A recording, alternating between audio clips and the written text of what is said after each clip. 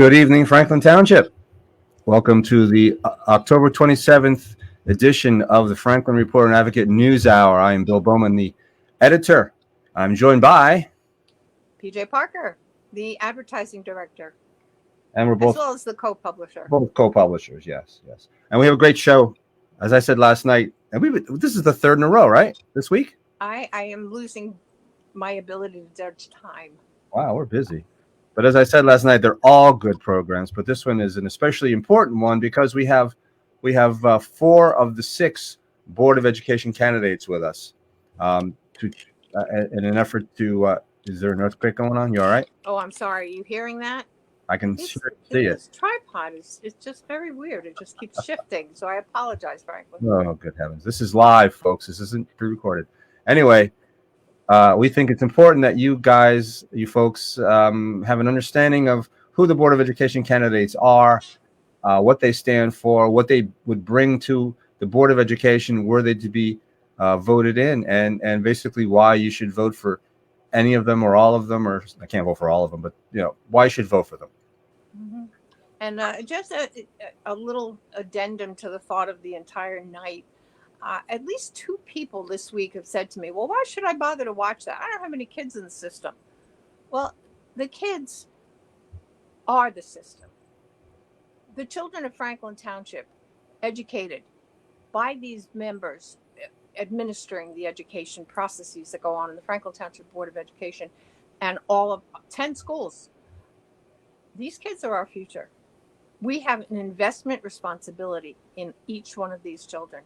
And the people who make the decisions and just give the proper importance to what has to go on, what needs to go on, and be responsive to things that are emerging in future projects and future ideas. We all have a responsibility in this, Franklin. It's very important that if you live in Franklin Township, that you make an investment in watching these candidates, hearing what they have to say, what they stand for, and making a decision to vote them in to one of the most important positions they will ever hold in their lives. So we appreciate that you've tuned in tonight. Yeah, not to be mercenary about it, but the school board does take, or the school district does take the biggest chunk out of our tax dollar. So even if you don't have kids in the school system, you're still paying property taxes. And these are the folks who decide how to spend the school portion of those property taxes. So you want to know what their thoughts are in terms of that as well. Mm-hmm. So the way this is going to work is this is not a debate. This is a forum. I have taken the names of all four of the candidates that we have tonight. I've put them on little pieces of paper and put them in this bowl, and I've mixed them around, and I'm going to be picking them out one by one, and that's how we're going to bring people to the stage, as it were, and then ask them very embarrassing questions, probably make fun of what they're wearing, and then send them off. And in light of that, those who are in attendance right now are Board of Education President, Ms. Nancy LaCourte, Vice President Ardamon Singh, Board Member Walter Bernie Jackson, and Challenger Marco Bruno. There are 2 candidates who are not able to be with us tonight. Mr. Lauren Long, did say that he was unable to attend. We did not hear from Pat Stanley, but in all fairness, that the slate is delineated. There are 6 candidates for the positions of Board of Education members. 3 positions, right? Before we begin, let's have a little word from our sponsor, shall we? This news hour is brought to you by Nick and Robin White DeMeglio of the DeMeglio Home Team at Berkshire Hathaway Fox and Roach Realtors, the realtors with a heart. They treat every client like their only client and offer residential and commercial real estate services. You can reach Nick at 732-828-9403 or at nicholas.com@att.net. That's nicolas.com@att.net. Well, now, and who was that masked voice? I know, what a lovely voice that person has. Let me thank Nick and Robin for their continued support of the News Hour. Yes. All right, are we ready? Are we ready? I'm going to make, can I do this? I'm not even looking. I'm just going to make. apologize for that noise. This tripod just has a mind of its own. And the first person up is Marco Bruno. So let me let's get rid of this. Bring Marco up. Hello, hello. Hello. Mr. Bruno, how are you? Very good. How about you? We're doing fine, thanks. Thanks for agreeing to come on. Of course. All right. So, as we discussed earlier, this is just an idea. This is just a way for folks to get an idea of who you are, what you're about, and what your thoughts are about being on the Board of Education. So, if you could just give us a brief thumbnail resume of who Marco Bruno is. Since this is your first time running, I don't think anyone's ever heard of you before. So, just give us an idea of who you are. Sounds good. Good evening, everybody in Franklin Township watching this and beyond. My name is Marco Bruno. I'm 35 years old. I've been living in Franklin Township for the past 9 years with my wife and 3 children. They are ages 6, 4, and 1. I'm a first-generation American, born from immigrants from South America, and I'm proud to be a member of the greatest society this world has ever seen. After graduating high school in Woodbridge, I enlisted in the United States Marine Corps. If there's any devil dogs out there watching this, hoorah, Semper Fi. During my time in the Corps, I completed 1 tour of duty in Iraq during Operation Iraqi Freedom and earned a rank of sergeant before the end of my service. I have both an associate's degree and bachelor's degree in criminal justice, and I've been a municipal police officer for the past 11 years. I'm currently assigned to the Detective Bureau. Our campaign slogan is Unmask Our Children. And I just wanted to highlight that Franklin Township is one of the few school districts in the state that has maintained a policy that allows them to mandate masks at will based on infection numbers from the Department of Health. In my opinion, the masks, they inhibit learning. And the reason why is because most communication is nonverbal. Covering your face denies a young learning child the ability to see the movement of your lips and other facial features so they can understand and learn from you and each other. And it also muffles your voice, making it extremely difficult to hear and understand speech. I'm also running for Board of Education due to the new sex ed standards being implemented by the New Jersey Department of Education. It's a lot of parents find it to be very inappropriate and perverse material. I personally do myself. I wouldn't want my children being exposed to it.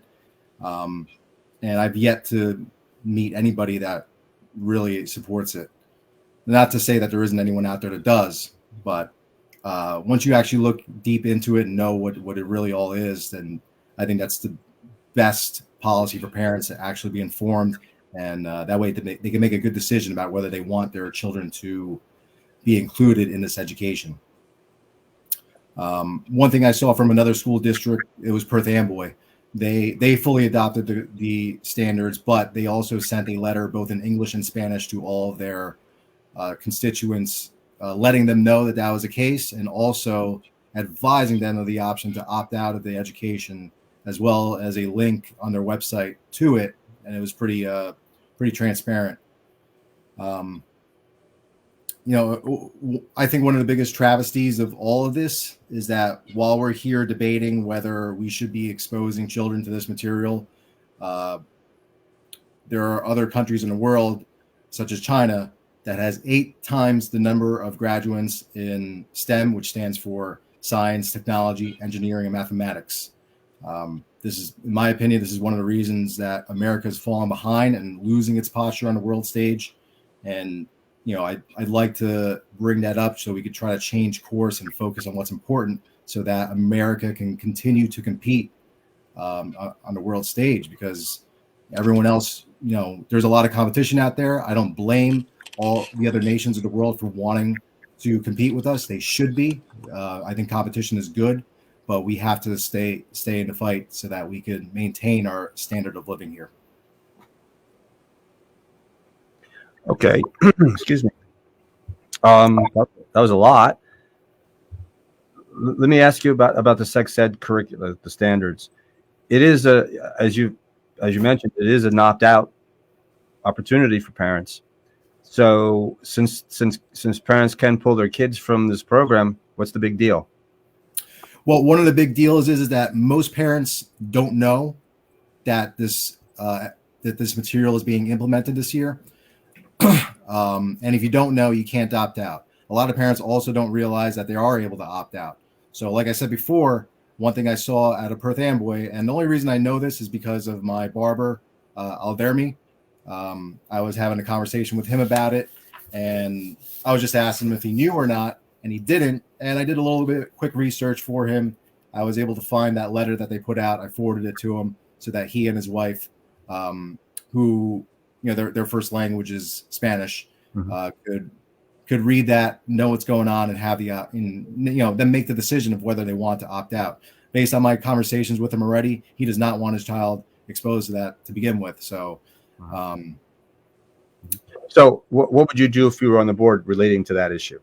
So if I was on the Board of Ed, what I would first do is that I would send a letter, an email to every single parent in the district outlining that these standards have been adopted, and also telling them what's in it and letting them know that they could opt out of it. Okay. If you do that, at the very least, that's a step in the right direction. I know it's a difficult thing to try to oppose it because the state is trying to implement punishment for that, and we don't know what that's going to be yet, but they've already advertised it, because there are certain school districts that have bravely voted it down. But at the very least, if we could inform parents of what it is, we really need to be straightforward about it, and that way they have the option to opt out. Another problem with opting out is that if it's weaved into every single subject, then it is impossible to opt out, because you don't want if you're sending your child to school, you don't want to opt them out of math, reading, writing, science, so on and so forth. So if this stuff is weaved into all of it, then how do you really opt out? Because you could opt out of the specific sex ed lessons, but if it's weaved into everything else, which, I could give you examples of how that could be done, then there really is no opt-out option. But is that what the state standards call for, to weave sex ed into, multiplication tables? I don't think so. From what I've seen of the new standards from the state, it doesn't seem to be that way, but a lot of school districts are taking the liberty of doing just that. I have a quick question. What we're talking about an it. What is your perception of what this program consists of?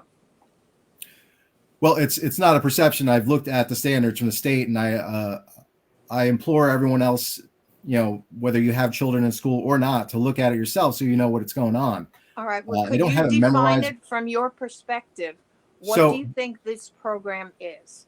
So I don't have it fully memorized. What I can tell you is this: is that before the end of the second grade, one of the standards is that children know the medical terminology for your sex organs. So, for instance, before the end of second grade, they need to know the words penis, clitoris, anus, breasts, nipples. They also like to use the word vulva as a substitute for vagina. So they want kids before the end of second grade to learn these things. And one of the lines that I've heard from my opponents supporting this, specifically Nancy LaCourte, is that this is here to protect the children. And I imagine she means from sexual predators. But, that is the rationale for this, so that perhaps they could more easily report this. But once again, I could speak from a position of life experience with this subject as a law enforcement officer. We get these reports from time to time, unfortunately, and never have I seen that the child needed to know medically accurate terms to tell one of their caretakers that, they were sexually abused. It's just not necessary. On another note, the investigators that later on get involved with this, when they interview these children, they have a specific format that they follow. It's called a forensic child interview, where they use diagrams with these children just so that because obviously children are not going to know everything there is to know about sex organs and sex. So with that said, they have diagrams and they show children so that they can explain to them what it is that occurred. So it's not necessary from a law enforcement standpoint. Every single sex assault investigator that I've spoken to has told me that this has never been an issue. And although I understand the other side's rationale for it, what I've seen is that children will report this whether they know these words or not. So that's my, that's my way of knocking down that rationale. It just doesn't make sense. You're objecting to the descriptive body part if it is that's only a part of it. If it is somehow conjoined with a sexual act, as opposed to it being just a body part. Now, I'm approaching this not from the perspective of a parent. I have canine children. I do not have human children, but I know as a child myself with two brothers, my parents educated us very early as to what any part of our body was. They didn't necessarily connect it with a particular act, but we knew that toes were different than eyelids because from an educated perspective, it was important for them to have us understand who we were. It did not necessarily conjoin with a sex act. And that's where I think there may be a little bit of a disconnect. The other thing that I'm kind of sensing, and I wasn't going to go here, I think education is not indoctrination. And I do need to bring that up because that is on your campaign signs. It sure is. And I'm proud of it. Okay. Well, I'm going to put you in a little hot seat here because I'm not sure, and I'm sure that those who are very well versed in what this programming is this is not a how-to manual for kids. This is what you need to do if you wish to do this. This is, again, please correct me. I'm sure the other board members will have much more to say on it because this is something they're very familiar with. This is not, again, a how-to manual. This is what this is. And quite honestly, you have a 6-year-old. I don't know that your 4-year-old or your year-old child would come home one day and say, my girlfriend, blah, blah, blah, said this, and she doesn't really think that she's this. She thinks she's something else, or something where a child is questioning a friend, looking to understand. And again, I could be totally wrong about this. I think education is enlightenment. Education is showing what options are, but as the term explains, it's education. It's not you must behave in a certain fashion. It is elucidation. It's defining what certain aspects of culture are and who may be affected by that. If your best friend is someone who is not exactly like you, I would think that it would be valuable to understand. And again, I'm getting very wordy about this, but I would be interested in your perspective from that point of view. So great point you brought up that your parents educated you very early on about your body and so on and so forth. And once again, I'm not saying that it's wrong to educate children on these subjects, but I think every single parent should handle this themselves at a time where they feel is appropriate. So your parents educated you whenever they thought it was appropriate and in the manner that they thought it was appropriate. I feel that all parents should be doing the same. Obviously, my wife and I also do the same. However, once you give that power to another party, how do you know that they're going to do it in a manner that is keeping with your morals and your standards? You don't know because you've already given up that power. So, I just think this is something that parents should handle on their own. And, being that the children in Franklin Township are not performing under state average, and we're going to shift time towards this. It doesn't really make a lot of sense. I think what does make sense is that Franklin Township is such a diverse community on so many levels that to eliminate one of the facets of that diversity may, in the end, be a disservice to all of us. Again, I'm concerned that this program is being perceived as indoctrination as opposed to education. So that's, I'm sure others are going to explore that in greater detail. Okay. All right. Let me ask you something more general. Just take this to 30,000 feet Well, yes. high. Well, part of the You there? yeah. What did you say? I'm sorry, we got a little bit of a hang up there. I was just gonna take the conversation to a different level, just go to a different tack. What do you, in your opinion, what do you think are the three biggest issues facing the school district right now? So as far as I'm not a part of the Board of Ed right now, so I'm not privy to everything that's going on.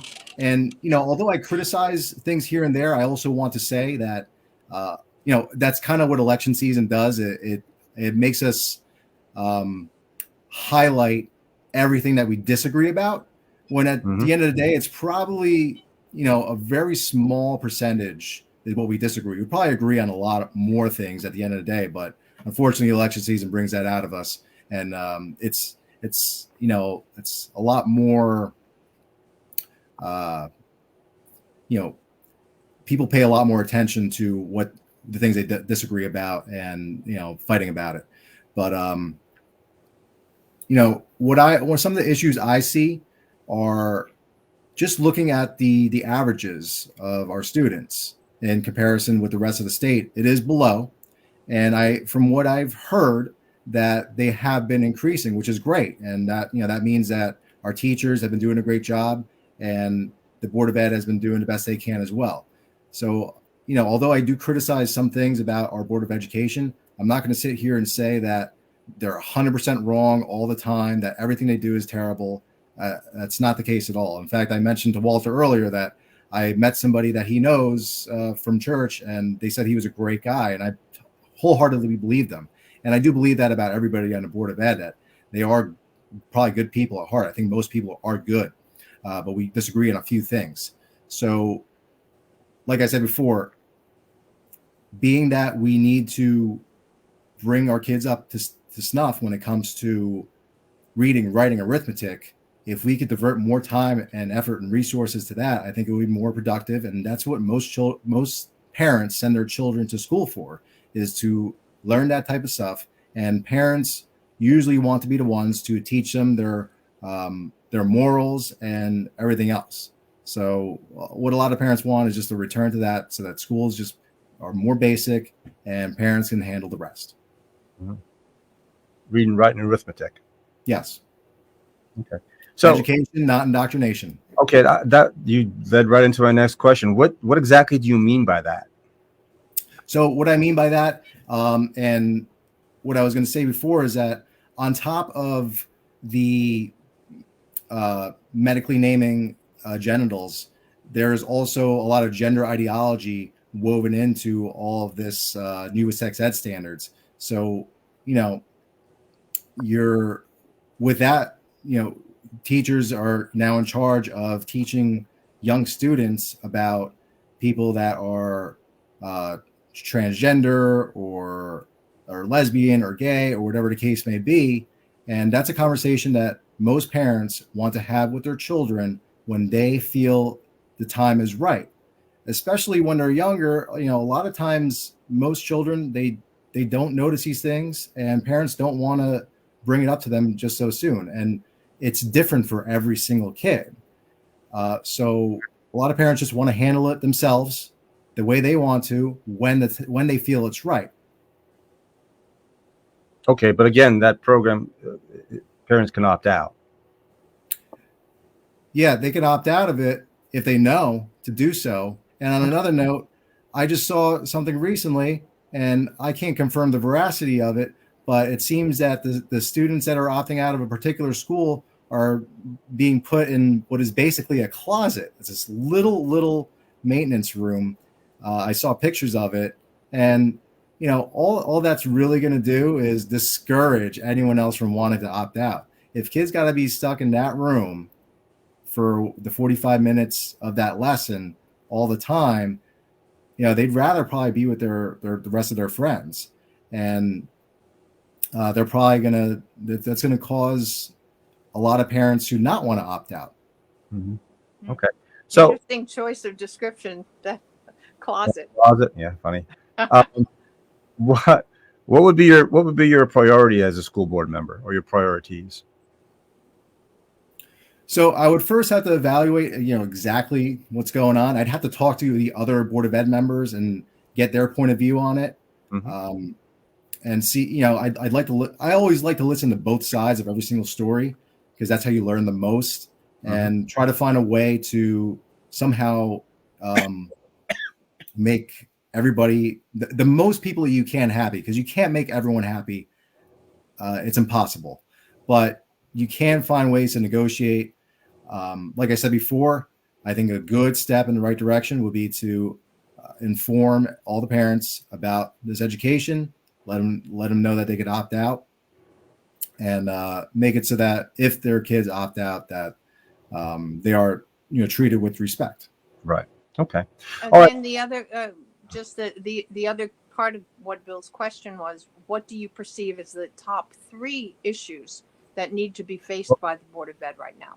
And what are the your top 3 issues in solving those problems? So as you see them. As of right now, I would see the top 3 issues as the proficiency levels of the students. We need to bring those up, and we got to figure out what we got to do it. The sex ed stuff, to figure out what we can do to make everyone happy there. And on another note, there's critical race theory. I think that's not a good thing to have in schools as well, and to also inform parents about that type of learning, and let them know what it is that's in the curriculum, and see if they want their children to participate in that as well. I don't think they're teaching that in they call it the SEER. They'll never call it critical race theory. They'll call it another name. So in this case, it's SEER, Community Engaged Anti-Racist. It's a program from Rutgers that they've implemented. And what do you perceive that critical race theory is? And what is your objection to the discussion of it? So what I've heard a lot from my opponents is that it's just a teaching of history. History has always been taught. The difference is when you tell children that because of sins of the past that it's affecting them today somehow, that's a big difference. So, and that's not to say that there aren't people out there that in today, modern day, that aren't being discriminated against. Of course, it does happen, but not to the level that it did before. And when you're telling young children that there's a boogeyman out there, that every single time something goes wrong in their life, it's because of their race or whatever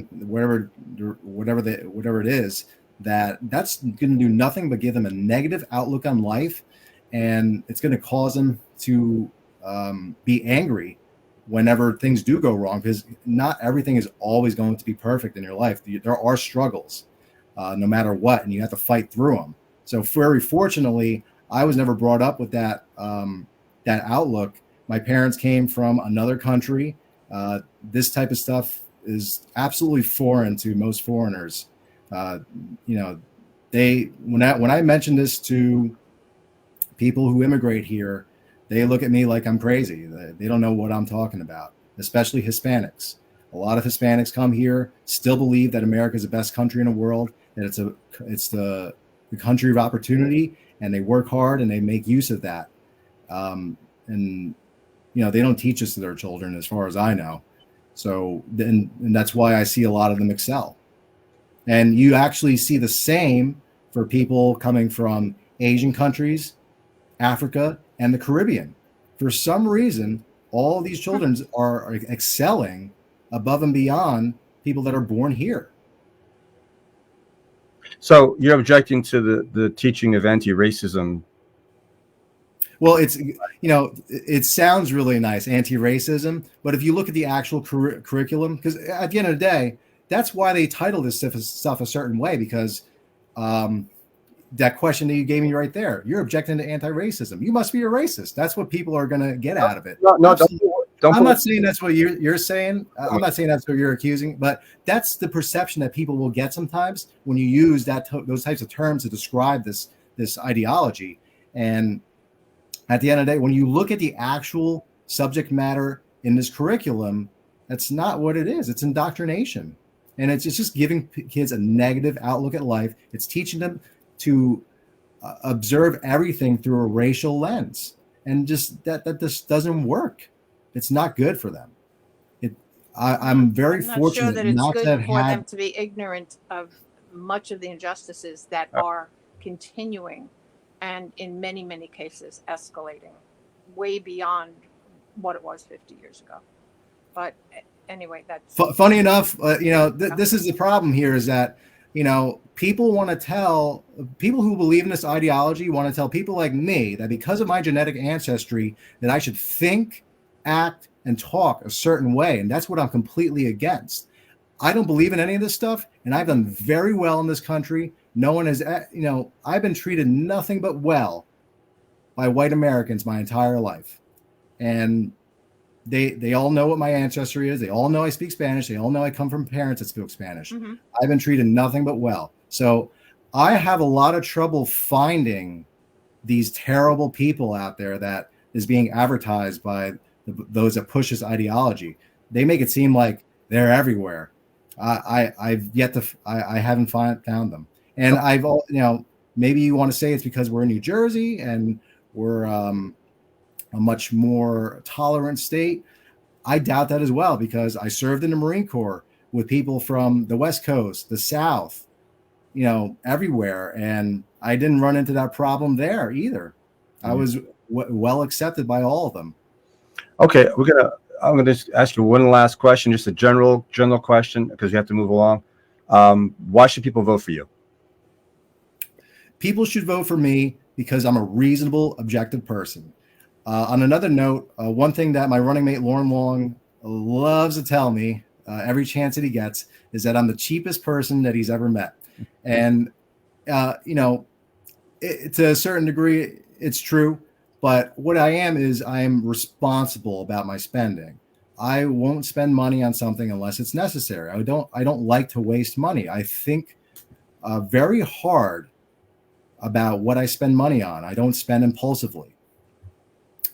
With that being said, if I was going to be elected to this position, I would do this. I would treat taxpayer money the same way, because that's what I believe government should be doing. We should be treating taxpayer money as if it was our own. And you would see a big difference in what was being spent on and how much was being spent if people had that mentality in our government. But unfortunately, for decades and decades, they haven't. And we've seen the result. Okay. All right. Marco Bruno, thank you very much. Thank you for coming on and answering our questions. And I am going to pop you back into our green room and pick the next person. Can you see that? One at a time.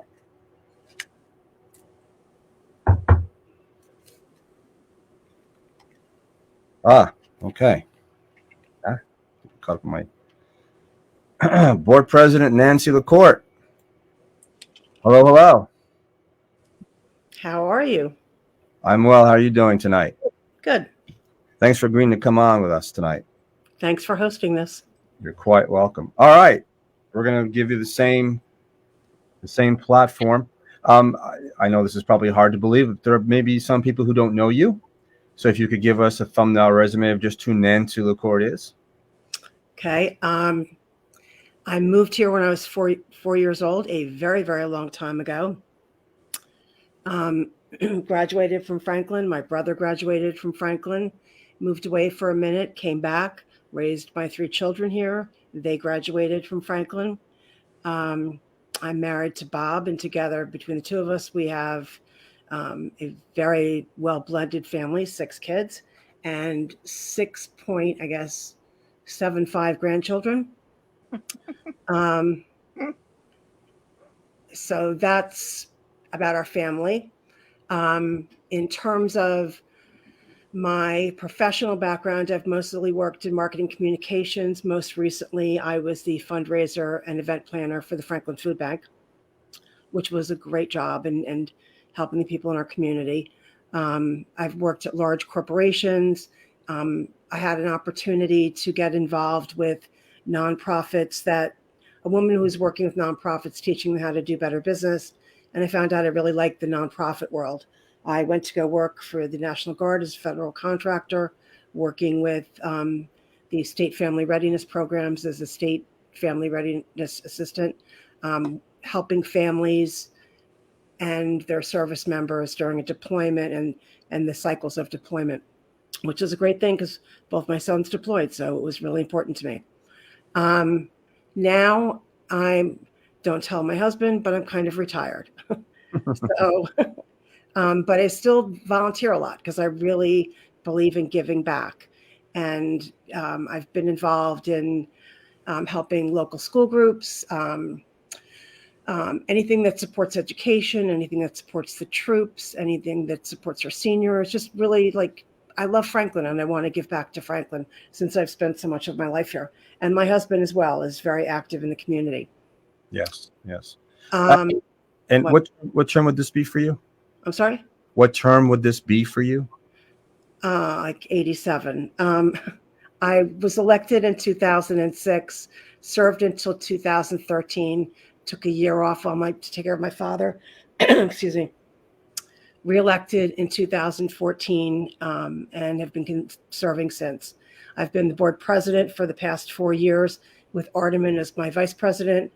And 2 years, and for 2 additional years, I was board vice president, one of them under Ed Tosnick before he moved on to be township council. Okay. All right. What do you see as the 3 biggest issues facing the district right now? The number one thing is, well, it's a national thing. These are both national things. Busing is huge. There's a busing shortage, and luckily the district worked with our largest bus vendor during COVID, and we have so we've mitigated a lot of those issues. So we're able to run most of our routes. We are a tiered busing, so our school start times are different, so we can maximize the bus runs. And there are a couple of them that have 4 runs, but most of them are 3 runs. We're hoping to get more buses, so to help the kids there and to help them with after-school programs and things like that. The other issue is recruiting and retention. People,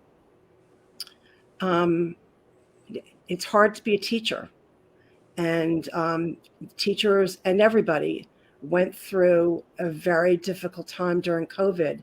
And for many of the teachers, they were teaching from home and they were taking care of their families at the same time. So that was very hard. And other school districts sometimes can offer a lot more money than Franklin can, because we are, bound by our contracts with our unions. So that's an issue.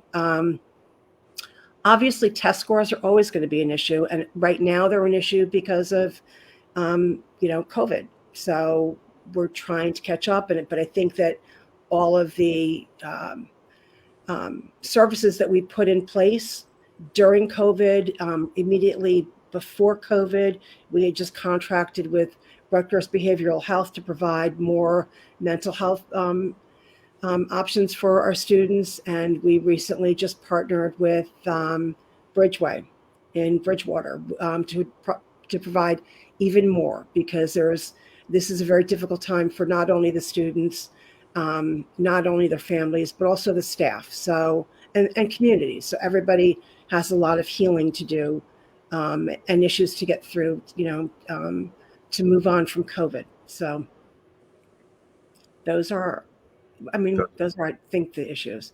Okay. PJ?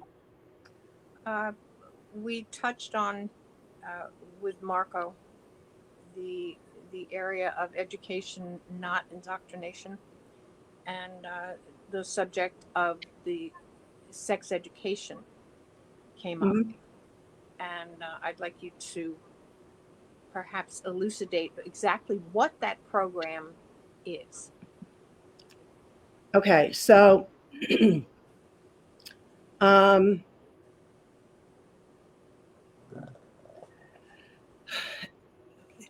every year we go through our curriculum and we rewrite curriculum to update it, and it's on a cycle. Um, so on May 21st, knowing that the state had made some minor tweaks to the health and phys ed standards, which was kind of came out of the conversation I just had with somebody from the DOE a couple of days ago when the poor man, I just grilled him for a long time. Um, but it's like 64-page document that's written by educational professionals and attorneys. And it's no one's really going to read that and no one's really going to understand it. However, I actually did take the time to read it. So not a lot has changed, but Dr. Ravalli on May 21st sent home a letter to all of our parents telling them that the standards, had been tweaked a little bit, and asking them if anyone had any comments or concerns or any feedback or anything like that. That's on the district's website. And no one responded. Hmm. And when we put something out to our families, we put it out in English and Spanish, because what's the point of communicating if people can't understand it? Our policy is 2422 Health and Phys Ed Standards, which was revised on 12/16/21. That's on the district's website. Also on the Rubicon, it tells you the objective of what children are supposed to learn. So on, let's see, what the state, I took some notes. So I just want to make sure I'm not misquoting specifically what and where I got it from.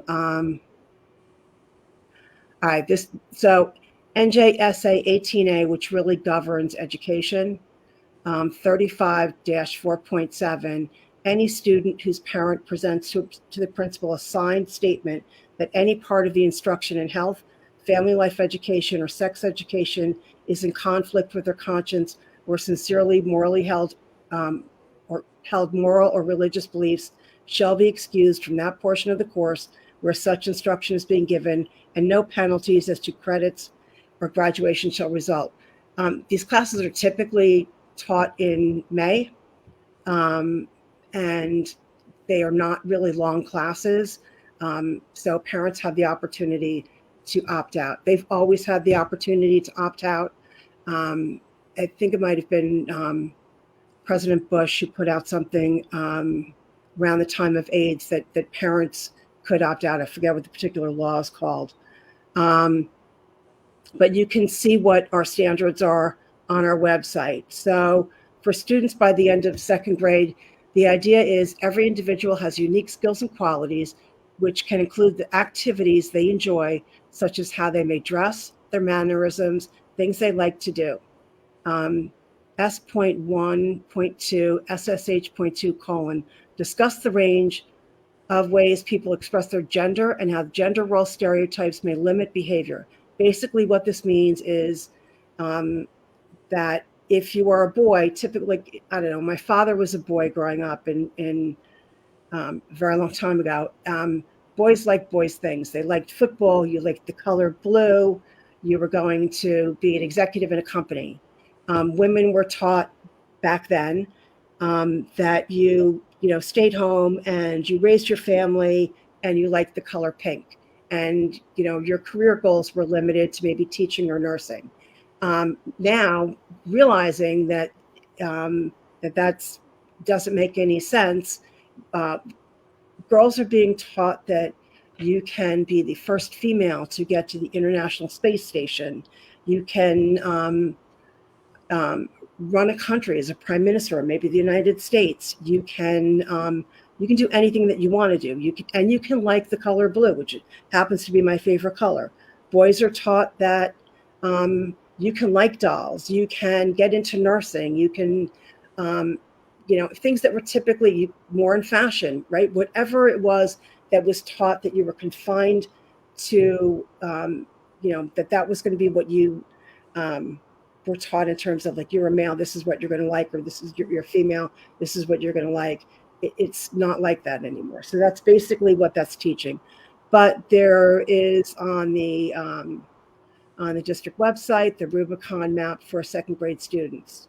And then for fifth grade health, the best practice is to introduce students to information about puberty prior to its onset so that children know what to expect.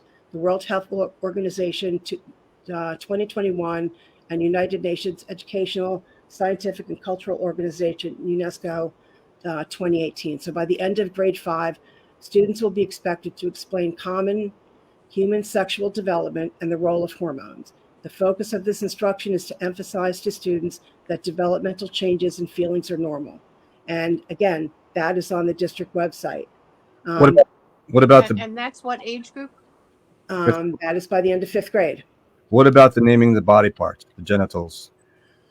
It's penis and vagina. You learn. I don't know where you're learning the rest of the stuff, but were you able to hear our conversation with Marco? I'm sorry.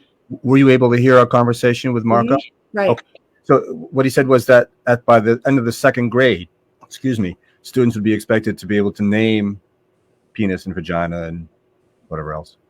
Now it was a lot more that he was expecting them to name. What does Franklin say? Quite honestly, I don't know and I mean, I apologize, but I don't know specifically, but I do know that you're not learning more advanced body parts other than your penis or your vagina. And the purpose of that, after a conversation with Dr. Logren, was because I asked, well, why are we teaching that? And explain this to me. And it's so that children can protect themselves, right? So if you know what somebody, what inappropriate touching is, you know how to report it. And I understand that you use, it's very specialized in terms of an investigation of sexual assault. And different things are used to explain it. But if a child can say, I was touched here, you understand what that is. And but you're also taught, right? Like when your children are growing up, before they like pre-K and before that, you're taught body parts. Don't you want to know what your body parts are? When you start to talk about, differences in animals, right? You're learning differences in animals. And I mean, that goes way up into high school, So, and I don't know. I think that that's something to know. So I think the salient point and the objection that seems to be fear-based, and I can certainly understand that, is that children are being taught how to have sex or how to become a homosexual or a transgender. It's coming across as if this is becoming a policy that kids need to know how to become something other than who they are. Can you please clarify that? Yeah. Okay. So first of all, the number one thing that Franklin Township Public Schools, and I can't imagine any other public school not doing this as well, is teaching abstinence. I don't know how you teach somebody to become a homosexual or lesbian or transgender or questioning. I don't know how you teach that. As a matter of fact, why is that? Why don't I know how you teach that? Because I don't think that that's something that you can teach. I think that that's something that you feel within you. It's not some that you are like, let me go grab a book on how to become a homosexual. And there's going to be a test. It's not really that. I mean, I think that's. Well, then again, what is the necessity of this learning? Well, you have LGBTQIA plus students, right? And you discuss that more in high school. That's not something that you're discussing with second graders, and you're not discussing that with fifth graders. But you're just I think that the advent of TikTok and much Oh, social media information and has lowered the age of exposure to these kinds of discussions. I think they're definitely being had. oh, definitely. So to that, okay. I think it's great if parents have these conversations with their children and they give them accurate information, and they know when it's appropriate to talk to their children. But the schools also, they don't just pull this out of the air and say, we're going to do this in second grade and we're going to do this in fifth grade or whatever. These are like psychologists. These are or educators, administrators. These are people. This is the DOE saying this is kind of what we want you to do. It's not just a couple of people just saying do this, and there's an opportunity in there for parent input. So it comes from a lot of different places to say what the standards are going to be. If you think that your child, this is me, right? I think that if a parent thinks that their child isn't going to know certain things at a certain age because you haven't had that conversation with them, they are going to get the information from their friend's brother who might be 16 and might have a completely inaccurate way of thinking what sex should be, or how you treat somebody, or how you treat your own body. You just as you said, TikTok, YouTube, you can get so many things at any age, right? So you might not be getting it on your phone that your parents have restrictions on, but your friend might have a phone that his parents don't have any filters on, or her parents, and you can watch it there. So it's not that it's not out there. All of this information is out there for kids to see. So having those discussions and being open and honest about what these are, so so children understand healthy relationships. okay, I need to break in here just for a second, folks. In the comments, you guys need to chill out a little bit. Responding to one commenter, I don't think PJ was saying that Mr. Bruno said that kids are being taught how to have sex. He didn't say that, and that's not what she meant. What she meant, that's not what I meant. she had been. She talks to other people, believe it or not. We do our little bit of research when we do these things, so we do get around. What she said was that she had been told by other people that was their perception. Exactly. She didn't say that Marco said that kids are being taught in second grade how to have sex. Please listen to the words. Also, Nancy, that 64-page document that you referenced, is that available to the public anywhere? Yeah, it's on the DOE website. It's on the DOE website. So somebody asked. So if you search for health and phys ed standards, you're going to find it. But to make it even easier, what the DOE did was it was. I just had a conversation with this poor man at the DOE for an hour and a half, and I feel sorry for him, but because I just was a dog without a bone, or dog with a bone. But what I was trying to do was say, you have a 64-page document that is such a huge document and written not in layman's terms. Can't you come up with a 2-page thing as to exactly what you're asking people to do?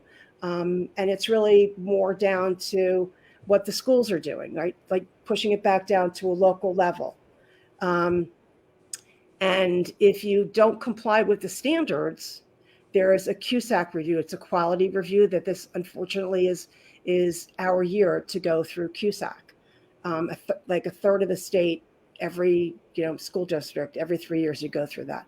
This is our time, as our the rest of so many other people. But it's like if you don't comply with that during your CUSAC time, you're going to get dings on it. But you have 3 years. This is our time, though. So, this is why we are one of the reasons that we're complying on it. Mm-hmm. So, and the other is because it's actually, the board believes it's the right thing to do. But our standards are on the district website, franklinboe.org. And if you Google, if you go to the Rubicon curriculum map, It has, for the health and phys ed standards, second grade, fifth grade, and eighth grade. Okay. All right. I think we can move on from that. I think we've pretty much beaten that horse. So we talked about the education, the learning gap, the learning lack that happened over COVID. It's been nationwide now. It's been a national story now for a few days about how, and you guys have talked about this in past meetings about how kids have lost ground over the past 2 years because of having to learn remotely and such. Isolation. Right. Yeah. And so what's the board doing? What would you do if you were given another term? What would you do to tackle that? So we got our ESSER funds, our COVID money, and we use that to put a lot of programs in place to address learning acceleration, to address learning loss, social emotional learning, mental health, all of the things that kids had to go through as a result of COVID. Are our test scores where we want them to be right now? Absolutely not. But we did have a good plan. We just didn't have time for the plan to continue before we got tested as I'm sure so many other districts did. And that's what people are responding to, is the test scores from that. Some districts didn't have plans, right? I mean, every district in New Jersey had to have a restart committee. And that was, how are you going to get back up and running? And it was Dr. Reddy, who is the county health officer, who happens to be the Franklin health officer, the Dr. Valley and his administrators, principals, teachers, supervisors, nurses. Walter Jackson's daughter, was even the voice of a student. And I represented the board with Nishita Desai on that committee. But so we had a plan, right, to get people back up and running, and, time, like we didn't have time for everything that we were doing for people to see the fruits of that. So if we get reelected, we would continue what we've started. It was a good plan, just needed the time. Okay. And we continue constantly to provide more and more support to our students in, through SEL, through culturally responsive learning, through diversity, equity, inclusion, and obviously through curriculum. Okay. So what would be your priorities if you were to get another term on the board? To continue what we've been doing. Since I was elected to the board initially, and where we are now, we are light years apart, and we're going up, and we've been going up. If you talk to the students, as I love to talk to the kids, because it's all about the kids. So what's the best thing about Franklin? And you hear so many different things, but the number one underlying thing through that is diversity. And it's diversity in so many ways. It's diversity, in terms of the people, but it's also diversity in terms of what we offer our students. There's something for everyone at every level. And there are supports for everyone at every level. Our job as a Board of Education is to produce a quality education for students, and to create, or develop, and to put into their toolkit for life things that they need to be the best versions of themselves that they can be. So, to continue what we've been doing is important. Okay. I wanted to ask you, Mr. Bruno brought up the CEAR curriculum. Mm-hmm. Can you talk about he said that basically is critical race theory being part Right. of. So I spoke to Dr. Logren about that. And actually, like any of these questions about a program that the district offers, or pretty much anything, right? So if a parent has an issue with a teacher, talk to the principal, or first talk to the teacher, then talk to the principal, and then to a supervisor, and ultimately you could take it to Dr. Valley, and then above that would be the board, right? So I asked Dr. Logren, who is our assistant superintendent for curriculum and instruction. I'm hearing a lot of bad things about SEER, but I don't really remember that much about it. And he said it was a pilot program from Rutgers. It didn't last very long. It wasn't critical race theory. What it was it was for civics, actually. And we used it for two ELL English language learner classes and another elementary class, because one of the things that the DOE said is that you have to have more civics. So we piloted that, realized it wasn't for us, and moved on. We weren't getting the results that we wanted, and saw the program wasn't for us. The program was not a program that was taught for a year, 6 months, a trimester. It was like a couple of weeks for the program. Oh, so it's not even being taught anymore. No, it is definitely not. But you can pick up the phone or email the superintendent, assistant superintendent for curriculum, any of these people. If you have a question on a program and you can't find the answer on the district's website, which has just been redone, that was actually a goal of the board, was to increase communications. And I think the new website's really good. So if you can't find it there, contact Dr. Valley, contact Dr. Logren or principal of the school or whatever, and you'll get a better answer. Okay. Bottom line, why should people vote for Nancy LaCourte? So I'm asking people to vote for the team of Jackson, LaCourte, and Singh. We've been a good team. The board works well together. And so we're working for all of the children. We all share the same passion for education. We all share the same passion for Franklin. And we all share the same passion for the kids, because we're all here for the kids. Being a Board of Education member, you don't get paid for it. It's a lot of time. Being a board president, I attend every meeting. I'm ex officio in every meeting. I attend a lot of other meetings. So it's a huge time commitment that would take me away from something else. I'm not doing it for accolades or anything like that. I'm doing it because I'm really passionate about it. I know that Ardeman is extremely passionate about it, as her involvement on our local board in Somerset County School Boards Association, and Walter is extremely passionate about it. So, this is a team where we've been working for your children. We will continue to work for your children. And so we're asking for your vote. All right. I think that clears it up. That clears it out. Okay. I don't know what the phrase is. Anyway, PJ, anything more? That's a tough sentence to follow. Okay. So I think I'll save it for one of the next. Okay.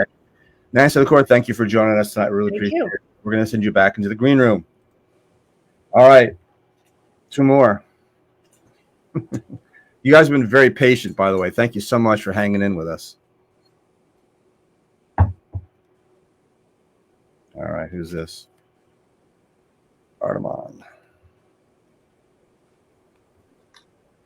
Ardeman Singh, Board Vice President. How are you? I am well. Thank you very much. Okay, Walter, hang in there. We'll get to you. All right. Thanks for joining us tonight. Again, as I said with the other guys, people may not know who you are. So give us the thumbnail resume of Ardeman Singh.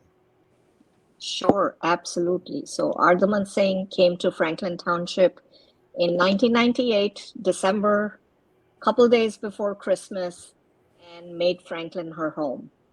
I have raised 2 young boys who both are Franklin School. One of them is a Franklin School graduate of 2020 in the midst of the pandemic, and one of them is a junior at Franklin High.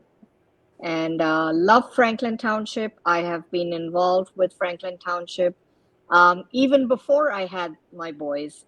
Started my time in Franklin Township schools as a substitute teacher when I was looking for a full-time position and the high school was being built, I would sit in the staff room and hear the teachers talk about this new building that's coming up. And I would go from school to school, and I just loved the community. I would attend a lot of different events in the community, and I got involved, and then had a little break, had my family, started a full-time career, and then when my kids got into the school system, I never had any other thoughts to put them anywhere else. I was like, they'll go to Franklin Public Schools because I've been in the hallways, I've been in the school, and then got involved in the PTOs, and went to the board meetings, saw how the board runs, and then slow and steady, Nancy LaCourte, good friend, encouraged me to join the board, and I am completing my second term, and this is the third term that I'm running with the team of Jackson, LaCourte, and Singh. So Okay. that's my little story. Okay. And you work outside of the house? I Do you- do work outside. And what do you do? I work as the Chief Human Resource Officer for the YMCAs. Okay, great. So, in your opinion, what do you think are the top 3 issues facing the district right now? So I do feel that what Nancy said are the top 3 issues. I would just like to add one other issue, is to try and find and bring back the $20 million that go towards charter school payments. That has been an issue for me when I ran for the first time as well. And our schools are phenomenal. I have seen my 2 kids go through the school systems, and I see many other kids go to the school systems.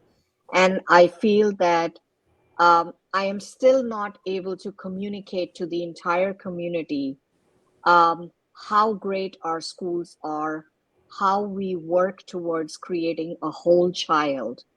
And I have heard that not only from the mouth of my own sons, but their friends as well, who come and share these things that Franklin schools give so much to them. When they go out from Franklin to other colleges, my sons, friends, great group of 12, 13 friends who've diversified not only into New Jersey, but other states, come back during the holidays and say that it's because of Franklin that we can fit in and adjust in any other kind of community, whether it's a small college or a big college. It is Franklin that has made us prepared, to be a part of that community. Mm-hmm. And I really want to see how I can bring back all those kids in those charter schools and bring that $20 million back into our schools to the service of our kids. So, what's your beef with charter schools? I have no beef with charter schools. I just can't fail to understand what is it that they are doing that the kids want to go there, because their goal is just academic education, and our students are a whole child education. It's not only just academics, it's arts, it's theaters, it's sports.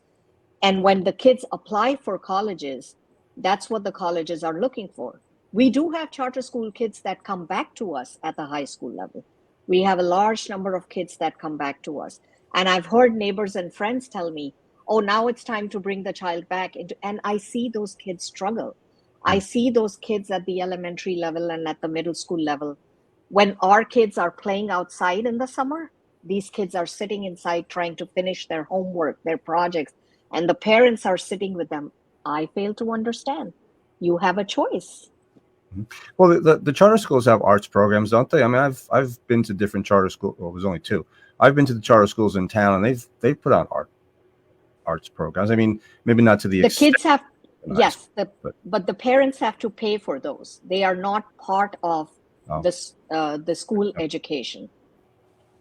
so it's an extra fee that parents. That's extra fee to pay for that. Extra fee for after school programs, extra fee for anything that is done after school hours.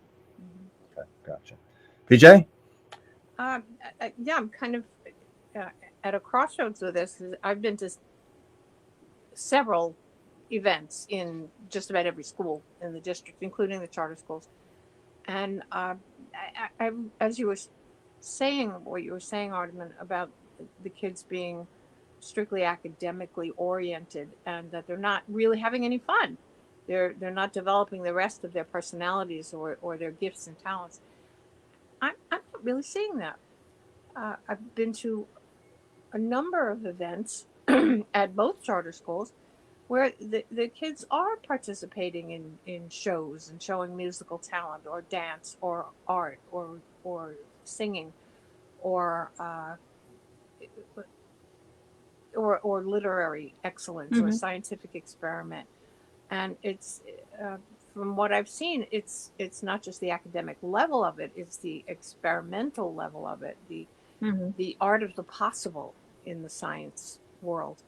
And it my impression, and again, not having spoken with every single student in the Of environment, course. but the impression that I was getting is that these kids were delighted to have these opportunities to explore in the manner in which they are exploring opportunities and exploring science, maybe on a different level.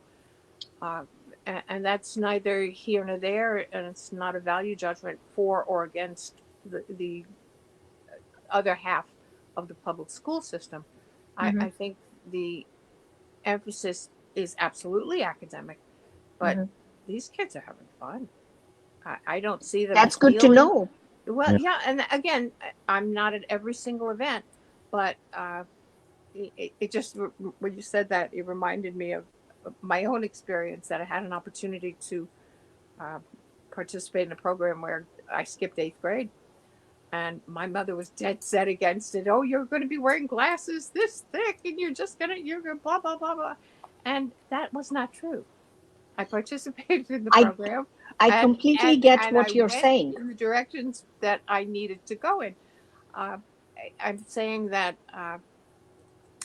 there are issues between the budgeting within the charter schools. That's absolutely true, Mhm. and I think that's an area to be discussed and developed to whatever degree it's possible to do that. But the kids that I've seen, they're not unsmiling, and I think that's something that's important to realize. Right. That's I completely agree with you Yes. on that. You know, that it's not the child's fault. It's, where the children flourish. And at the end of the day, it's about all the children.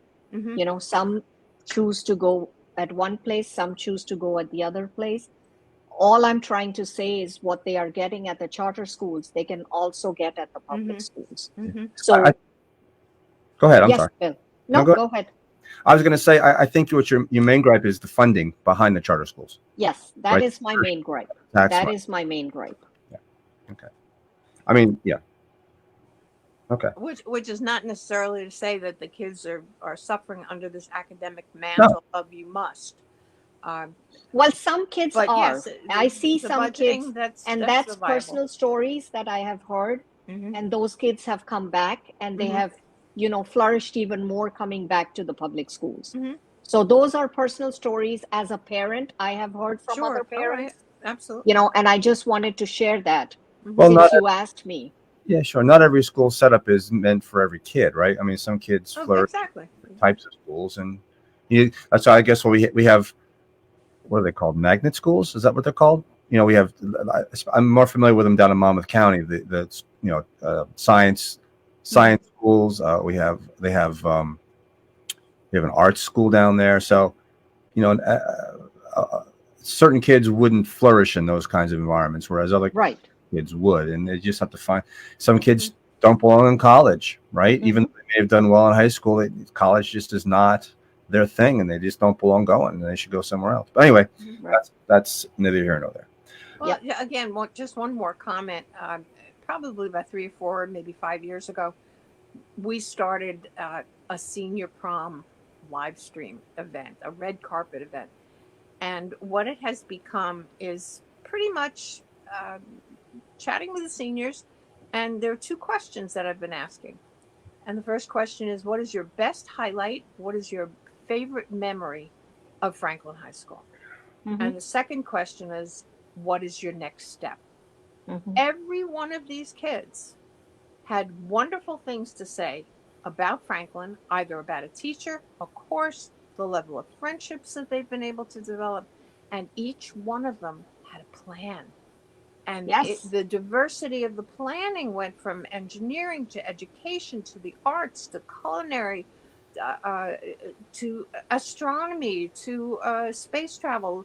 One kid had developed a pilot's license while under. Yes. I mean, there's just so much diversity and opportunity in the schools, and that each kid who randomly, I mean, we picked kids on basis of what they were wearing, just talk to them to keep it as objective as possible, and And of course that's we made what the girls makes you twirl so and all that. proud, But it did. And that's it what, was yeah, that was the heart of it. That right, each one right. of them, unrehearsed, uncoached, speaking from their heart and speaking from their own truth, what they loved about their experience in Franklin and how it prepared them for the next steps. And Right. each one of Right. them had a plan. And Right. that was amazing. That was amazing. Yep. So- I think in Absolutely. this community, there's room for all levels and types of educating. I Yep. think the budget thing is something that's Yeah. not insurmountable, but again, I'm on the outside looking in on that level. So Artemis, I think the kids are, I think we've got great kids, and I think they're being educated well. okay, Artemis, Yes. on that issue of the funding of the charter schools, why don't you, as a board, as and someone's asking this, why don't you, as a board, petition? Go see Joe Danielson, have him put in some legislation to change the ways charter schools are funded, so that it's not diverting money from the other. I don't say public schools, I say the other public schools, because charter schools are technically public schools. So it's not diverting money from the other the traditional public schools into the charter system, but because the funding system is horrible. Mm-hmm.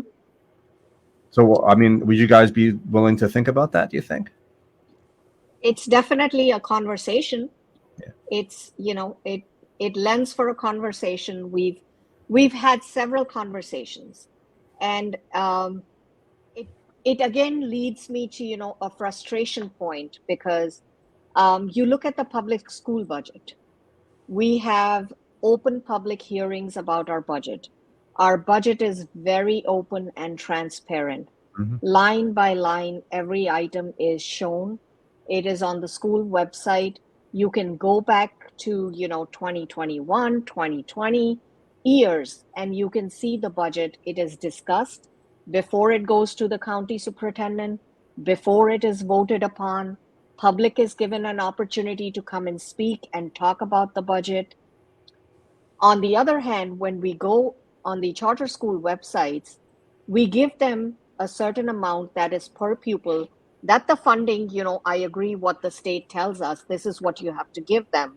Mhm. But we don't have any idea how that funding is used. We cannot find information line by line where that money is being used, how much is being used in academics, how much is being used in, extracurricular activities. Why do parents have to pay extra for the sports and the extracurricular activities? How do we get that transparency from that level? When charter school says that we are also public schools, why is there a level of discrepancy in terms of transparency? That's where my struggle is. That's where I struggle. Okay. All right, fair enough. What would be your priorities if you were given another term? My priorities, the first priority is to continue with the goals that we set this year for the next school year. And, the biggest priority is, like Nancy said, busing, recruitment and retention of great staff. Our staff has seen a lot of struggles to support our staff. If our staff is not supported, the staff will not be able to support our children. So we have long-term staff that we also have to think about, provide the staff with the social emotional tools so they can provide the social emotional tools to the children, and to move the district forward. We are going into CUSAC this year. That'll be our priority, to make sure that we're meeting our goals. We are trying to figure out the busing issues, trying to figure out the retention of staff, filling in the positions that are vacant, and making sure that we're within our budget, making sure that, our residents, our community members who are, senior citizens, our adult community who don't have kids, they also pay 64% of, taxes that go towards our schools. They are getting the bang for their buck. They're making sure that our schools are running fine. We have to work towards getting our scores at a good percentage. Our kids are doing fine, safe, making sure our schools are safe and secure. We're hearing about incidents every other day. We have to continue to make sure that we are making our schools safe. Security issues that we are dealing with, just enhance them, review them, and keep taking care of those things. That will be our priority as a team. What do you mean you're hearing about incidents every other day? What? At different states, there is a shooting somewhere. Those incidents in different states. So we want to ensure that our kids are coming to school and are safe when they come. Okay. Yeah. All right. I think we would be remiss if we didn't ask Ardaman her thoughts about the sex education program. I can tell you about that. What Nancy said, we have the health and PE things. I can only say that I have also read the policy. I do know, like breast self-examination is not taught until grade 7 through 12. I do know that dating violence education is not taught until grades 7 through 12. Gang violence, yes, they start teaching that at the elementary school levels. Health safety is started. They start talking about these things at grade 1 through 12, and it's only for 2.5 hours on a weekly basis. So it is very clearly outlined. There's point by point. I used to look at it when my kids went to school. If parents, want to look at it, go into Rubicon Atlas, pull up the standards of any subject, not only just health and PE. Pull it up and you can see line by line every item that is listed there. What standard is taught in which grade? Mm-hmm. I completely agree. We are not teaching what that is being. I think this is Board of Education are non-partisan elections. These are just being made very political by using sex education, critical race theory, and subjects like this. And people are trying to politicize it. We are not politicians. In a way, yes, we are elected officials, but education has always been non-partisan. And we are just trying to bring these things in to create unnecessary chaos. We are here for the education of our children. We are not here to, create any kind of anger or any kind of disrespect or anything. We are here for the children and for all our children in our community to make them real good adults, to go out if they want to go out for further education, or if they want to go into, career and technical education. It's up to them. Like PJ, you said, we are here to help them develop their career path here and give them the best of the education that we can. That's our goal. Mm-hmm. And that's what it should always stay.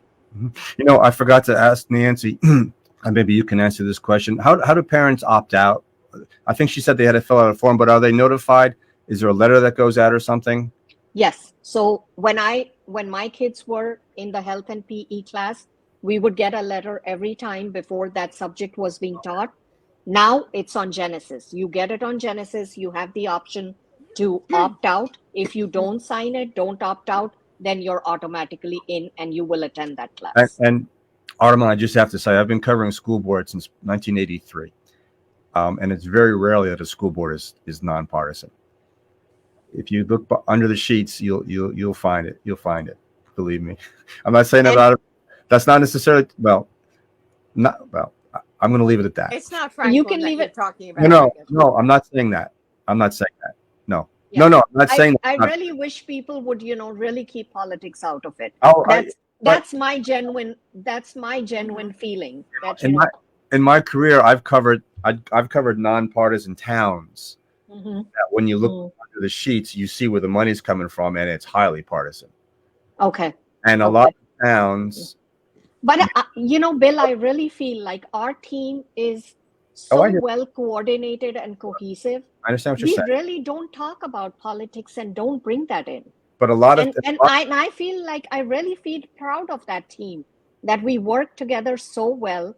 okay, When we meet in committee meetings, we discuss things. It's correct, not that we don't disagree, but we behave as adults. sure, We want our kids to see how we want our kids to behave. sure, and Proud of I'll it. say that in a lot of towns, the school board is seen as a training ground for higher up. Next stop is town council or borough council, whatever it is. Next stop is the county. Next stop, it's like it's A political stepping stone. it's a political stepping stone, and that's how it's treated. I'm not necessarily saying it's so here, Mhm. even though we've had some experience with that, but that's how it's treated in a lot of towns.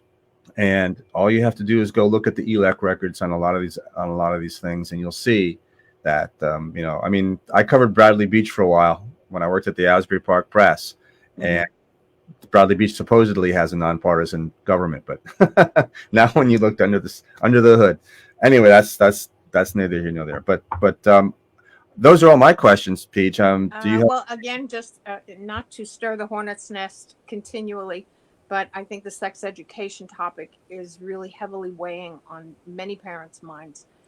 And I would like you to comment on the language of education versus indoctrination when it comes to that particular program. My comment is that, we're teaching our students to be a whole child. And we're teaching them to become critical thinkers. And we're not teaching them, to, I don't know how to answer that question. My kids did not learn about these things in second grade, third grade. My kids were exposed to these things. The age was appropriate. Mm-hmm. And even today, they probably are exposed to education, LGBTQ plus at an earlier age, but it's because of, things like you said, they watch on media. Mm-hmm. But I think as a parent and as a teacher, it is good to have those conversations with them Mm-hmm. now. Then they hear it from other peers and other strangers who give them wrong information. Mm-hmm. And I do feel that teachers are not strangers. Sometimes they will confide into teachers first, Mm-hmm. then confiding into their parents. And I think if we have a great relationship between a parent and a teacher, they can have real good conversations with a child and not confuse the child, but make sure that we're giving the right answers to the child. Mm-hmm. And So the that's appropriate answers. and the appropriate answer to the And I child. think that's an important point to bring up, that the second grade curriculum in this subject matter is certainly not going to be the same as the sixth grade curriculum. Right. There's emotional, physical readiness factors that obviously are taken into consideration. Right. But the idea that these things are about the natural body, whether it's conjoined with the sexual act, I don't think the second graders are being taught about sexual activity. Absolutely. I again, and I may get criticism from the audience members who think that I'm taking a stand one way or another. Well, I kind of am. I think it's age appropriate that there is no harm in teaching a child what a certain body part is called for whatever reasons, for education alone, because they intellectually they should know what their body parts are. I mean, you're not going to call an elbow a toenail. Right. So it takes the sexuality out of it when you're just saying this is this. It's not implying Exactly. anything beyond that anyway, and I'm sure that's debatable. Yep. Right. But the idea that it's an enforcement of a particular you know what, I'm not even going to say lifestyle, because specifically homosexuality has typically been genetically proven to be a genetic issue. It's not a lifestyle. It's not a choice. But that's a whole nother news hour. Yes, it is. Okay. Anyway, so on that note, Ardeman, once again, always a pleasure. Yes. Thank you Thank for. you so much. I Thank- appreciate you both taking out the time to do this as well. Okay. And I hope that, I just want to end by saying that the viewers who are watching will make a wise decision and elect Jackson LaCourte and sing our team. Thank you. All right. Thank you. Thank Take care. you. Mr. Jackson, you are a man of infinite patience. Well, he's wearing a Franklin sweatshirt. Of course he's patient. It's part of the warrior philosophy. I have to unmute you. You have to unmute yourself, though. Is it my turn? Is it my turn? You're up. You're up, man. How you doing? I'm good. I saw you getting up and walking around a little bit, getting the blood back in the legs. I know tall guys like us, you can't sit for a long time because your toes start turning purple. Yeah. Yeah. All right. Well, again, thank you for joining us tonight, and thank you for hanging on. I know this has been a long evening, but I think it's been a very educational evening for folks who have been watching and will watch up until Election Day. Yes. So, like everyone else, I don't know that everybody knows who you are. I don't know how they couldn't know the Action Jacksons, but there are some who don't. So, why don't you give us a thumbnail resume of who Walter Bernie Jackson is? Yes, I will. So, as Bill said, my name is Walter Bernie Jackson Jr. I am originally from Cleveland, Ohio. I grew up in East Cleveland, Ohio, where I did not attend public schools. I didn't attend the public school systems. I actually went to private school from K to 8th. And then in high school, I went to all boys Catholic school. Once I graduated from high school, I attended Hampton University in Virginia. I graduated with a BS in management. While in Hampton, I met my beautiful wife, Katina Jackson. We've been married it'll be 25 years next year. We have 3 absolutely amazing daughters. 2 of my oldest, Tiana Joy and Jasmine Monique, are actually in college. And we still have a sophomore, Chloe Alexandra, who's at the high school. I enjoy and love Franklin. I've always loved this community because of its diversity. Before I was a board member, this is actually my 3rd year of my first term. And I would say before I was a board member, kind of low-key, kept to myself, but I enjoyed being involved. I enjoyed being involved in my kids' lives and what was going on with them in school. So we never missed the parent-teacher conference. We never missed the early morning parades, Halloween parades at the middle school and plays and things of that nature. I've always enjoyed being a part of what was going on with my kids and to help with their success.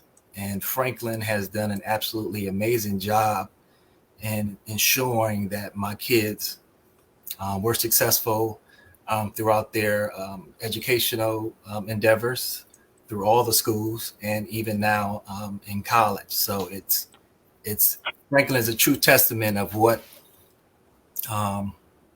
my kids personally are a true testament of what Franklin meant to them and what it means to put in the work, to have the support of everybody, from the principals to the support staff, the janitors, the security officers, to have the support of everybody to ensure that our kids are successful. I think what makes Franklin special, and I'm glad to be a part of this space. Cool. And what do you do for a living? So I am a senior compliance officer for Bank of America Merrill Lynch. I just celebrated my 26th year with the company this past August. Ah. Yes. So Wow. I'm still there, sticking around and enjoying the opportunities and what they have allowed me to do with my family. Yeah. And Franklin, if you don't know, Walter's daughter Tiana was a member of the historic. What was it? What year was that? 2019. 2019, yeah, she was a part of. Lady Warriors basketball team that set a state record, went undefeated, 34-0, Mm-hmm. right? 34-0 and won the state championship. Yeah, So that's a little bit of history. So what do you think are the top 3 issues facing the district right now? Staffing, of course. Driving through Franklin, you probably see signs that are looking for substitute teachers, because the need is there. I guess that was never, and that's just not Franklin, so that's everywhere. I commend all the teachers that we have in the school system now, because the work that they're doing is absolutely amazing. It's tough. What kids are dealing with nowadays are completely different than when I was growing up. Because first and foremost, when I was growing up, I didn't have one of these. And I didn't have access to literally everything that they have access to. So even if it's not being taught at school, or if it's not something that the parents are teaching them at home, kids are getting access to a lot of things. And I commend teachers for the work that they're doing. So definitely staffing, to try to continue to keep the staff that we have, to encourage some old Franklinites to come back and give back, and to be a part of the school system. I'm an advocate of safety. As Artemon mentioned, there's still things going on throughout the countries at different schools in terms of school shootings. So I commend the board on doing the things that we did to ensure that our schools are safety, with our man traps and things of that nature, to continue to encourage kids. I have a daughter, so when I send her off on a bus, I want to be comfortable knowing that when she goes to school, she feels safe. She feels safe, it'll be easier for her to sit in class and learn, instead of just always glancing at the door wondering. So I commend our district for doing that. And busing is an issue everywhere. But also commend our district and the work that the board has done and will continue to do in terms of trying to work on programs to encourage, say, support staff, or some substitute teachers, or even other teachers who might want to be certified to drive the bus, and to alleviate some of the issues that we're having with busing, to take care of some of the possible routes for some of the after-school programs. So I commend the district for looking into doing that work. Okay. There's been a buzz today about the feds releasing some money, well, not some, a whole lot of money, for school districts across the country to buy electric buses. Would you be? Well, I guess the district doesn't own its own buses, does it? No, we work with a company, but that has been conversation to look into electric busing. Yes, that has already been a conversation that we've had. Okay, Paige? Well, let's go back to our favorite topic of the evening, the educating of our kids in the sex education program. That if we haven't emphasized it, it is opt-outable. You do not have to have your child participate in this. But what is your thought? You're a parent of 3 girls. Yes, I am a parent of 3 girls. And I do recall a time when Tiana was younger, and we got the information about what was going to be taught in sex ed, health, and we had the opportunity as parents to have a conversation with the teacher to actually get a glance and look at the material. And at the time, we reviewed the material, looked at the material, was comfortable with the material. And it was also something that we brought back home to discuss with our child personally. I think when it comes to parents and the schools, it's a partnership. So whatever we're discussing or teaching our kids at home in terms of health, sex ed, the school once again is reinforcing that, and I don't think it's a problem at all. And I respect individuals who want to opt out. That's why it is an option. So if it's something that you're not comfortable with, if it's something that you strongly feel that you only want to discuss that with your child at home, then you have the option to opt out. But we never opted out, and it worked for us. It worked for them. Tiana and Jasmine were both involved in Team Pep in the high school, which is the organization that goes around and actually does skits and plays and really gets teenagers involved in what's going on in the world and what they're seeing on different outlets and bringing more light to it and more education to it. So it wasn't a problem for me, but as I said, I do respect individuals who want to take the opt-out route. I'm wondering if the opt-out, although it feels like it gives the illusion of the children not having to be exposed to the information, but if you're the only one whose family is opted out and most of your friends are opting in, you're getting that information. Yeah, you're going to get the information. It's not hidden. It's going to be out there, and your children are going to be discussing it with other children, whether you've opted out or not. Because there's a lot of conversation at recess. So yes, no doubt. And yes. Every kid has a cell phone. Yes. All right. When I see 3-year-olds with cell phones, it's mind-boggling. I know. What are the But kids? nonetheless, they have the opportunity then to see things that by the time they're able to articulate, they can point and say, "Mommy, what's this?" Yeah. So the information is there that a decade ago was not as available as it is visually available everywhere now with the advent and the proliferation of cellular technology. It's unavoidable.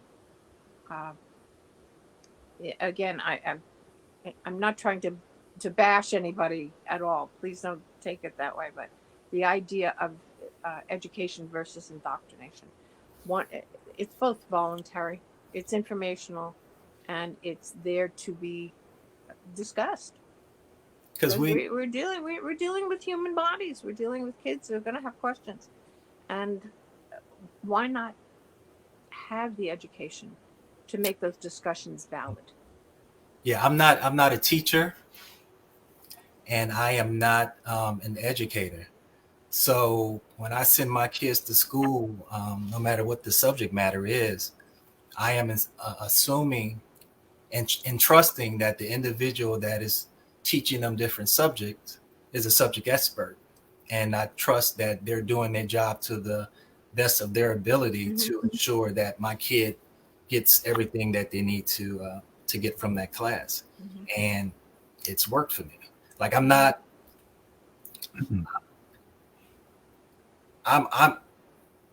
vested, not only because I'm a parent, but I have had the opportunity to enjoy my kids growing up in a district and actually being involved with their friends and sharing relationships. So like I mentioned before I was even on the board, I was involved, and I was involved and active because I wanted to be. I was involved and active because I believed in Franklin.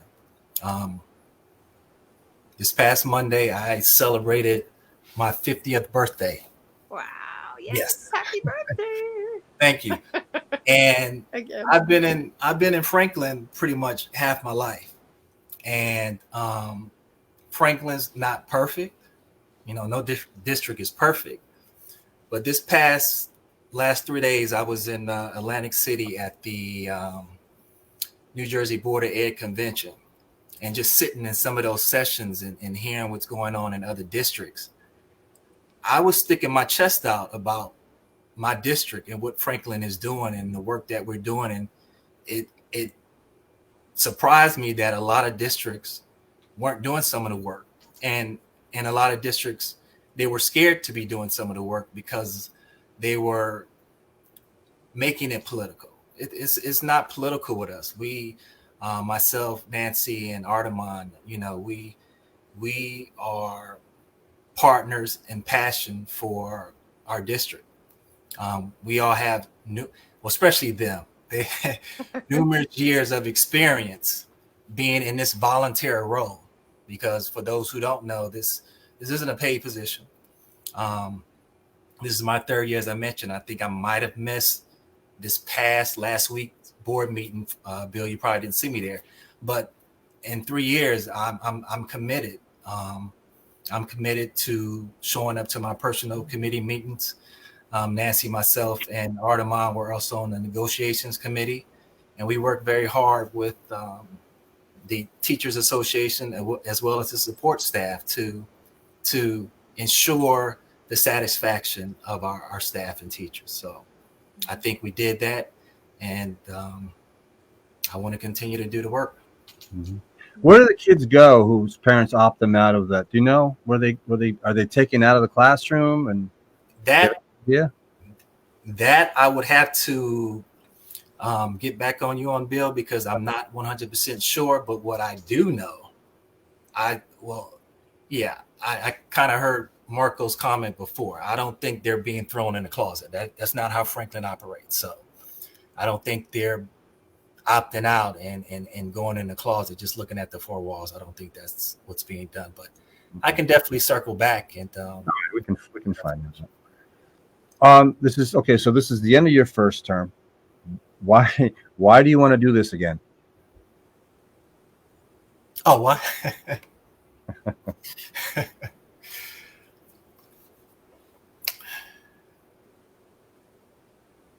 I enjoy the work. I not only enjoy the work, I enjoy the rest of the individuals on the board of ed.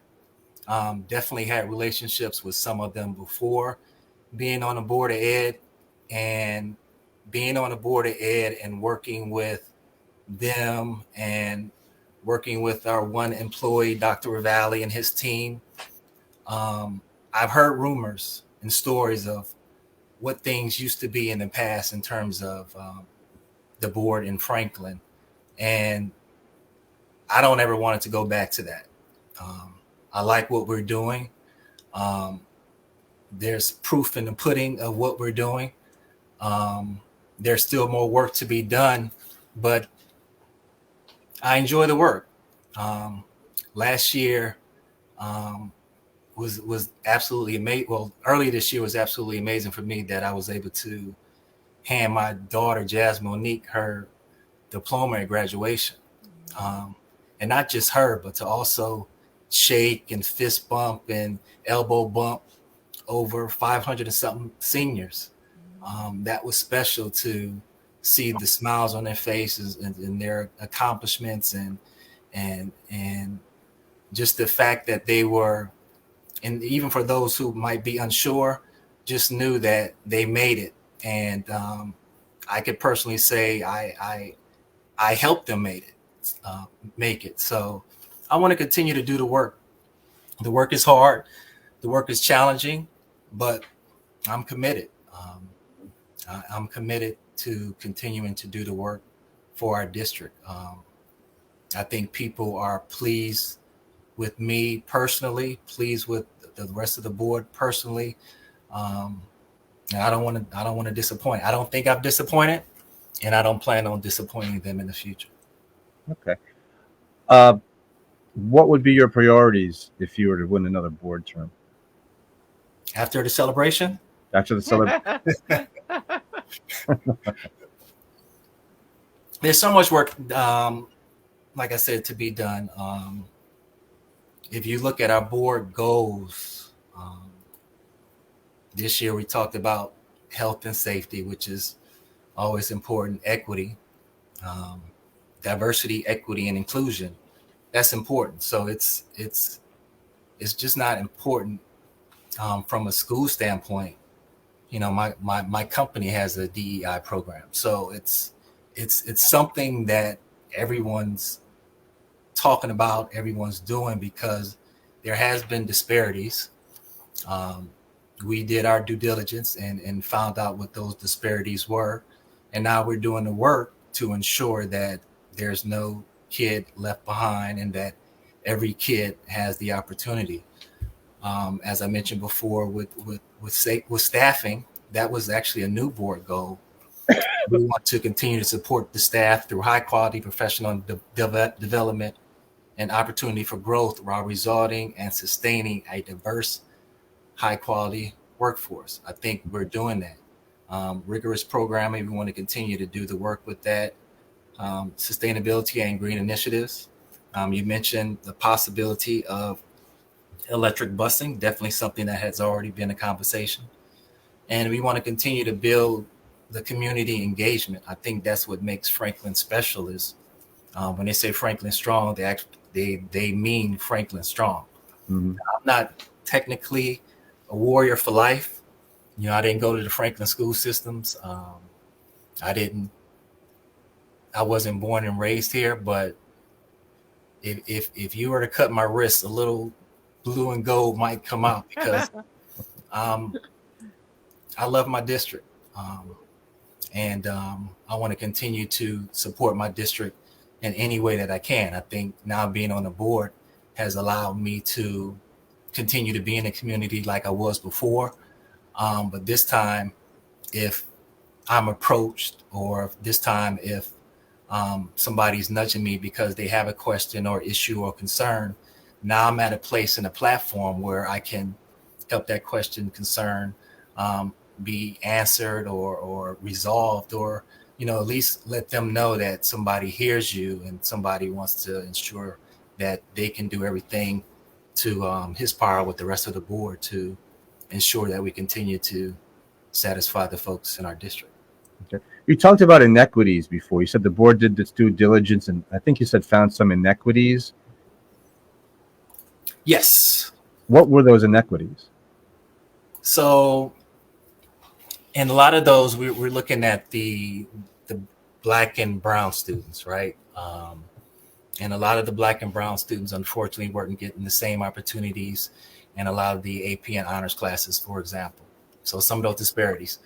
And we had a professional come in. They did a data analysis and recognized that there were some disparities. So we took the initiative to ensure that some of those disparities were taken care of. So when we look at diversity, equity, and inclusion, there's a reason why now if you were to go to our district website, we're big on that because that's just not for the students, but that's for the staff as well. So we want to ensure that everybody has a sense of belonging, that everybody feels appreciated and worthy. And I think ensuring that Mr. Plummer and his team continues to do the work in our district with different staff members and board members and students.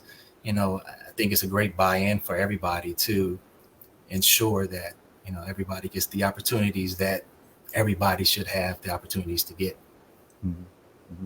So what did you find were the barriers for Black and brown students to get into the AP courses? I think in a lot of situations, it's just a matter Which is advanced placement. Yeah, I'm by the sorry. way. So sorry. I think in a lot of, I think in a lot of situations, things have just been done somewhat incorrect or wrong for so many years that kids are overlooked. Kids are overlooked.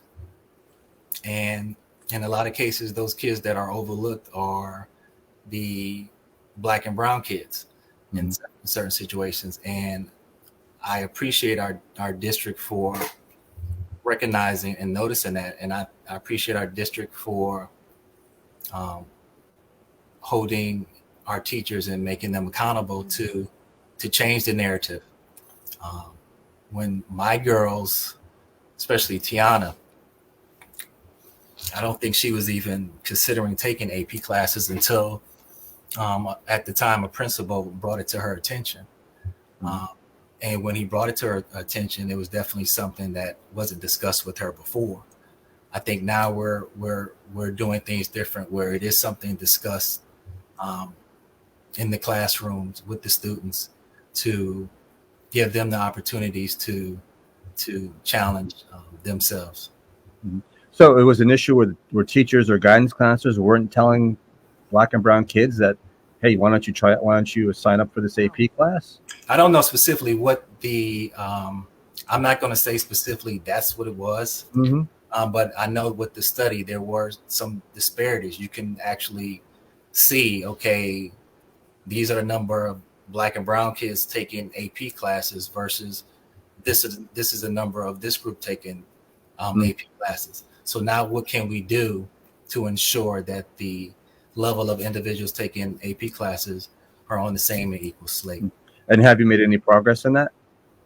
Yeah, I know. If you want to, I know Dr. Dan Logren does a great job when he goes through his curriculum report of the different things that's going on. And I definitely believe that that's something in there that actually gives a nice breakdown of what's going on, not just with AP and honors classes, but all the levels in the schools. Okay. Well, I do want to applaud the board for, I think it may have been 2 years ago, where there was an actual acknowledgement that systemic racism absolutely existed, and the acknowledgement that it has manifested in programs such as advanced placement, of course, being offered to every student, if that is the direction that's appropriate. Yeah, and I see, just to briefly respond to Mr. Bruno, did these kids qualify academically or not? Yeah, they did qualify. Mm-hmm. You know, just like unfortunately in certain situations, certain individuals do qualify for a certain job, and so there are things to deny that there are issues. Then we're not trying to resolve or fix the problem, but we did recognize the problem and we're trying to fix it. Mm-hmm. Like I mentioned before, there's districts that are trying to avoid talking about diversity, equity, and inclusion. Mm-hmm. We can't avoid something. So even if it's as diverse as our district is, we can't ignore the world problem. Because if we ignore the world problem and act like because this isn't an issue in our district, then what's going to happen when our kids leave our district and Exactly. and go into the real world? It's like, where was this all these years? No, it's for those who know personally, you know my story. So it's important. Mm-hmm. I mean, it's it's important. Yeah. So there were kids who, minority kids who, well, actually, Franklin is a majority school, isn't it? Mm-hmm. At least in the high school. Yeah, the high school. Yeah. So there were kids, Black and brown kids, who were qualified to take the AP classes. They weren't actually denied, or were they? Were kids saying that take the class and I'm not saying actually being denied, but okay. there's a difference between presenting an opportunity to one kid versus not presenting an opportunity. Told about it. Exactly. So that's the difference. I'm not specifically saying that these teachers are saying no, you can't take that. But like I said, Tiana was walking through the hallway and it was presented to her by a principal at the time. In the hallway. Okay. So, But that it was not general information for the students, just on a general level, that every student should be aware that these kinds of classes and offerings and opportunities for betterment and enrichment are available. That it is not, well, I'm assuming that it is now a widespread acknowledgement that these classes exist, and here's what you have to do. and then I like the fact that now it's a matter of I'm going to use my personal experience. Mm-hmm. My daughter Chloe, she saw her schedule and she was like, oh my gosh, I want to take this AP and honors classes. What we do in our household is we put the responsibility and ownership back to them. If this is something you want to do, then you have a conversation with the teacher, and if it's something you think you can handle and do, then go for it. We only step in when there's an issue, and in a lot of cases, For those who know Chloe, she's can handle her own weight. But the thing I like about it is, if you were to have the opportunity to take, say, for example, an AP class, and it doesn't work out for you, then it doesn't work out for you. But now giving those kids the opportunity, you know, it makes a big difference. It actually makes a huge difference. Sure, and helps them get into college as well.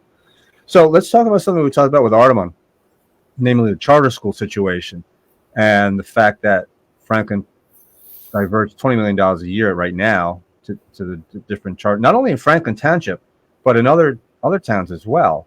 This money goes because the money follows the student. Would you be in favor of the board doing something actively with the state legislature to get that funding formula changed, rather than say, you know, because every board meeting, they do a readout of how much money has been paid to the charter schools so far, and everybody says, oh, you know, blah blah blah, whatever they say. Rather than just doing that, would you be willing to take some active action in Trenton and say, you guys have to sit down and figure this out because this isn't right? And I believe the charter school folks would be right there with you. It'd be nice if they join us. I mean, $20 million is a lot. And for anyone looking to see our budget line for line, they can actually see exactly where the money goes. And that's a nice chunk. And as Artemon mentioned, that's a substantial amount of money that we actually don't see line for line exactly where it's going. So right. I think that's a problem in itself. I've had parents who approach me and say, you know what, I know someone who's at a charter school and they want to play on the high school football team. What's going on with the board? Why won't you guys let them play? Well, it's not us. I think that has been the perception that is something that we're preventing their child from doing. But giving the charter schools $20 million, I heard in the past there were conversations where, okay, we're giving the charter schools all this money. If you are looking for some of your students to play sports, then how about, you know, almost a pay to play?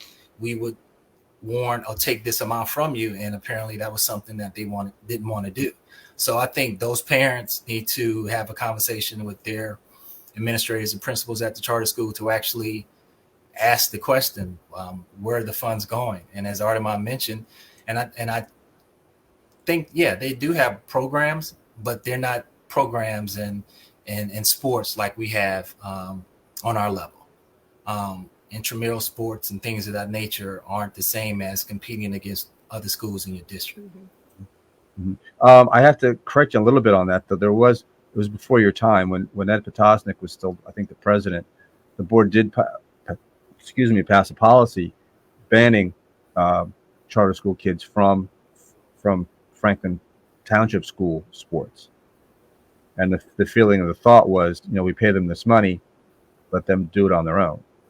I believe, unless my memory is faulty. Because, yeah, I do. And that's the thing. I do recall someone mentioning that it was something that was done before. But if we're giving these schools all this funding and not getting anything back to support the kids that they're sending over, then who does it hurt? Yeah. Yeah. Right. So, okay. So again, you guys would be willing? So I would be willing. Every parent has the right to send their kid wherever they want to send them. So I'm not an advocate for charter schools. Mm-hmm. Because my kids, like I said, have been very successful in the Franklin public school system. I grew up, as I mentioned, and I attended a Catholic all-boys school. So did I. Only because East Cleveland public school system, where my mom was a teacher, was nothing to play with, and she wanted to ensure that I was able to focus and concentrate and get the education that I needed. So that's why that happened for me.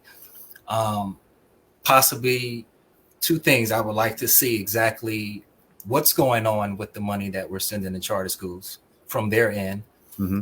And once that's done, I would love to, yes, if we could decrease some of that amount so we can keep it in our school systems, I think that would be absolutely great. So yes, of course I would continue to fight the fight, because I heard this has been a fight Long time. for a very long time. So So charter school parents who are interested in doing that should contact Walter Jackson. And no, don't contact. don't contact Walter Jackson. If you want to contact me, that's fine. We can fight the good fight together. But That's what I'm talking about. yeah, I think those parents, just like with our parents in our school district, if you have questions, issues, or concerns, there are a ton of individuals that can give you the answers that you're looking for. I think if those parents have questions, issues, or concerns, they should be able to see a line for line budget just like our parents can. Mhm. Okay. What is if I'm a charter school parent, what is the advantage to me and my charter school to have that budget trimmed? You say, what is to that? reevaluate $20 million that is given to my charter school where my children go to school. There are only 2 of them in Franklin Township. That's $10 million apiece if it's divided in that way. Yeah. What would be the advantage to any parent in the charter school to want to see that money reallocated elsewhere? So as I mentioned before seeing it reallocated, it would be nice for those parents in the charter schools to see where their money's going. So just like I can see where our money's going in our budget, I think it's important that they can see where the money's going, especially for those parents who are having issues and concerns and questions and are upset and angry because their kids are not getting all the same opportunities as some of the public school kids in terms of sports. Mm-hmm. So if I'm, as Armand mentioned, with a lot of their after school activities, if I know that my school is getting all these funds, then why am I spending additional resources to pay for extracurricular activities at school? Because as a parent of 3 daughters, I can't recall too many times that I've paid for extracurricular activities. I haven't, that my kids have done. Of course, the Booster Club and everybody else does an amazing job to help raise funds to support different sport programs. But to personally say, okay, your child wants to do X, Y, and Z, you need to spend additional funds. I would want to know why, especially after looking at the budget. So the level of funding. Yeah. Exactly. Right. Exactly. All right. Bottom line, why should people vote for Walter Bernie Jackson? Bottom line, I think I'm a pretty nice guy. I think that it for me personally, I think it makes a difference that you're not. I want people to know they're not fighting this fight alone. I want people to know that I also have somebody in the school system. I'm a parent, so I want what's best for my child, and I don't only want what's best for her. I want to continue to want what's best for her friends and her friends' parents and the teaching staff and the support staff. When I walk around Franklin, I feel that I have gained the respect of a lot of folks because I'm just who I am. I'm honest, I'm real, I'm friendly, but I'm also doing the work behind the scenes that a lot of people aren't actually privy to, seeing the work that we do. But we're doing the work, and I love doing the work. And as I mentioned before, it's a volunteer job. Like it's volunteer. And I believe that being on the board of ed is not for the weak, but I do believe that I have been worthy to be selected by those who voted for me 3 years ago. I just want the opportunity to continue to do the work. Jackson, LaCour, and Singh, we ran 3 years ago. We won 3 years ago. And if you go to our website, it's evident during COVID. Like, I became a board member during COVID. That was tough. Just right off the bat, that was, during COVID. I'm a board member, and these are all the different things that we have to go go Mhm. through. And going through that, like I said, not just with my child, but with every child in the district, you know, it was a challenge. But what made it a worthy challenge was the fact that I felt that whatever I was doing for my children at the time, that I was also doing for everybody else's children as well. So I think that there's always work to be done. And I would like with the rest of my team to continue to do the work, to continue to put Franklin on the map, because we're on the map. And I want to continue to elevate us to a level where Franklin is an example of what a true working, loving, caring, diverse district should look like. All right. Very nice. Thank you. On a side note, I just want to mention, I see, Walter, that you visited our friends at Culture Connection. Yes. All right. Walter Jackson, thank you so much for sticking with us for so long, and for joining us in the first place, but for sticking with us for so long, and being willing to answer all of our questions. I appreciate your platform as always. You guys are doing an absolutely amazing job in our district, and thank you for allowing us this opportunity to be heard and allow people to get just a little bit more glimpse of the candidates before November 8th. Okay. Thank you. Wow. You have a great night, sir. You too, Bye-bye. guys. Thank you. Thank you, Walter. Always Bye-bye. a pleasure. All right. Now, early voting, did you say began this Saturday Begin Saturday. at polling places? No.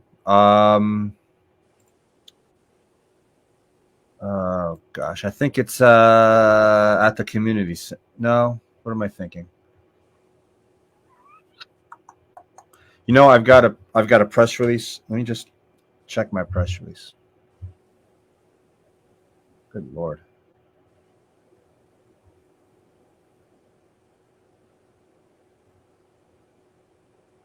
Early voting begins Saturday. Yes, at the community center on DeMott Lane, the senior community center on DeMott Lane. That's where our early voting place is. 10 a.m. to 8 p.m. Monday through Saturday, and 10 a.m. to 6 p.m. on Sundays. And that will be from October 29th to November 6th. And there you have it, Franklin. There You you have get it. a jump on whoever it is that you feel most strongly about. And we had quite an array of opinion and direction tonight. We're in good hands, Yes. no matter who either retains or gains a Yeah. seat. I think everyone who presented their opinions is something valid and valuable to contribute. Yeah. Yeah, it was a good session. It was long. It wasn't a news hour. It was a news hour. News hour and But almost. you know what? We needed to. I didn't want to. I purposely did not want to say, okay, you've got 5 minutes. Exactly. This question in 5 minutes, because sometimes you can't answer a question in 5 minutes, and then sometimes, as happened, people's answers spur other questions. So I want to be able to give people, and this is our, this is the luxury that we have with this format, as opposed to a written, where I used to send people out questionnaires, and I'd ask them, and then they'd type it in, and then I'd have more questions, but I didn't want to ask them, because I didn't want to ask all the candidates the same question that only pertained to one person. So, you didn't get a full story. You just got a little bit of glimpse of who the people are. And it's better to be able to see people, to hear them, to see their body language, just to feel who they are. Yeah. Yes. The nuance of the individual is so important. And see how they react when you ask them a certain question that might be uncomfortable. So that's all important. And the bottom line is to make people more informed voters. And Franklin, we do not, and we will not endorse. And that's been my philosophy as long as I've been an editor, or wherever I've been an editor. It's not just been here in Franklin. I've been an editor in other places. I don't endorse. And as someone once said to me when I was a little kid, Mr. Leroy Ball, and I remember one in the early 1970s, I asked him on election day, "Hey, who'd you vote?" I was just a little kid. "Who'd you vote for?" And he looks at me and he had this pipe he always carried. And he took his pipe out of his mouth and he said, "Billy, there's a reason there's a curtain on those machines." Well So, said. yep. So Well said. we don't endorse. We just give out the information. You guys make up your own minds. Mm-hmm. You're adults. Anyway, I thought this was a really good conversation, and I'm I think so too. Yeah, I who think we it was an interesting array of factoids and opinions, and there's such a diversity of thought, yet there's the cohesiveness of them all being on the same page, which I Right. think is it. And I would include the challenger Marco Bruno in that statement as well. He's clearly interested in the welfare of children, and that's the primary requisite for anyone who's considering a position on the Board of Education. everybody It who, is a volunteer yeah, situation, and it's a lot of work. It's a lot of work. It requires a lot of hours, a lot of dedication, and the bottom line is, it is all about children who are the future. They're Yeah. absolutely the future. And if it is 65% of your tax dollar, at the end of the line, the kids who are 16 now are going to be the citizens who perhaps will also fill vacancies on boards of education in the future. And their baselines will have been shaped by discussions such as these tonight. So I'm just I'm really grateful that we have so many parents and communicators within our system who do want to serve in this unpaid volunteer capacity and give of so much of their time and their intellect and their heart to doing so. Yeah, and it can be a thankless job. And I think that all the candidates, well, let's put it this way: the candidates who appeared tonight, I'm able to make this conclusion about. The other two I can't because they weren't here. But I think the candidates who appeared here tonight all have thought out their positions. And now it's just up to the people who are going to vote for them whether or not they agree with those positions.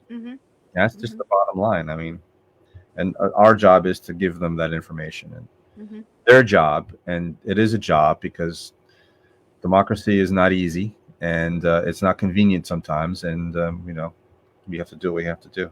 But it's their job to make up their minds and go into that booth and push those buttons or whatever it is we do now. I don't even remember, but I'll probably be there one of those early voting days just to do it, because election day is going to be. I think election day is going to be a little nutty. So well, Saturday, if we're planning on doing anything Saturday, that is a booming day for events for the Franklin Reporter and Advocate. So we are frequently. Nobody wants us to have a week. People are surprised. I can't tell you how many times during the course of a week or a meeting that someone does not say, "You guys are everywhere. How do you do it? How do you do it? You're at the council meetings. You're at Board of Ed meetings. You're at library openings. You do charitable events for the food bank. You go to petting zoos. Whatever it is, if it's Franklin, our premise 9 years ago was bringing Franklin to the best of our ability. And yes, it's just the two of us doing it. And yes, we do get to a lot of events, but Saturday is not going to be an exception. I think there are 2 trunk or treat celebrations, one at the youth center, one on Hamilton Street. Now the early voting, I'm sure will be at a couple of those places, or the one place, the one youth place. Center. Yeah. And there's also the event that's happening at the Ukraine Center, which is it's an interesting craft-based networking small business event organized by a Franklinite. His name is Michelle Little, and she's managed to put together a plethora of vendors who are there to network with other small businesses. So again, that's at the Ukraine Center. If you want to pop into that, and then of course you cannot miss trunk or treat. That is so much fun. No one trick or treats anymore. It's all trunk or treat. I don't get that. It's become so much more convenient I personally hated trick or treating. Oh, I liked it. I thought it was fun. To me, it was like begging for food, and I just, I'm not in. Oh, I know. I get it. It was the opportunity to dress up. And I hated put on those stupid. When I was a kid, we had those stupid costumes of those plastic or whatever the material was, face masks. You couldn't breathe. The Oh no! I never wore those stupid ears. masks. I And then always had princess costumes or something like that, and somebody usually made it for me. I know. I never wore a plastic mask. I had I Batman. hated those. I was Batman and Superman most of the time. Oh yeah. Yeah. I was a medieval princess more times than I can count, with those pointed cone hats that had the veil. Yeah, And I was a wicked witch a couple of times. No comment. no comment. I just want to give a nod And to yes, I love candy corn and pumpkin spice anything. I've been taking a ribbing on that all week. our. You okay? Just a shout out to our sponsor of this program, the DeMeglio Home Team. This news hour is brought to you by Nick and Robin White DeMeglio of the DeMeglio Home Team at Berkshire Hathaway Fox and Roach Realtors, the realtors with a heart. They treat every client like their only client and offer residential and commercial real estate services. You can reach Nick at 732-828-9403 or at nicholas.com@att.net. That's nicolas.com@att.net. Somebody should Yes. give that guy a contract, man. You think? What a melodious voice he has. I just wanted to mention that this Nick DeMeglio from the DeMeglio Home Team that he shares with his wife, Robin White DeMeglio, is the same Nick DeMeglio who is the PTSO head in Franklin Township. He is the father of Project Graduation, which is an extraordinary event every year that Franklin seniors on graduation day get to spend one last night with their fellow seniors, maybe for the last time that they'll see these friends that they've spent the last 3 or 4 years with. And it is an evening of pure kid fun. There are, the gymnasiums are filled with these bouncing, I don't know what they're called generically, but gigantic rubbery things that you can run in and jump in and throw things at each other that are harmless and have fun. It's just face painting, dancing. What is the sport that they play outside in the lights? Laser tag. That goes on. There is food from beginning to end. It starts, I think, around 9:30 and goes all the way to almost 4 a.m., where the changing of the food guard becomes breakfast. But all night long, it is just a gigantic party, and the intent is to keep kids safe, where parents don't have to worry that after graduation their kids are going to be involved with alcohol and get behind the wheel of a car in an effort to celebrate what they've just achieved. Here they have the opportunity to celebrate in a safe, controlled environment where parents can feel like, wow, my kids are going to have a great time.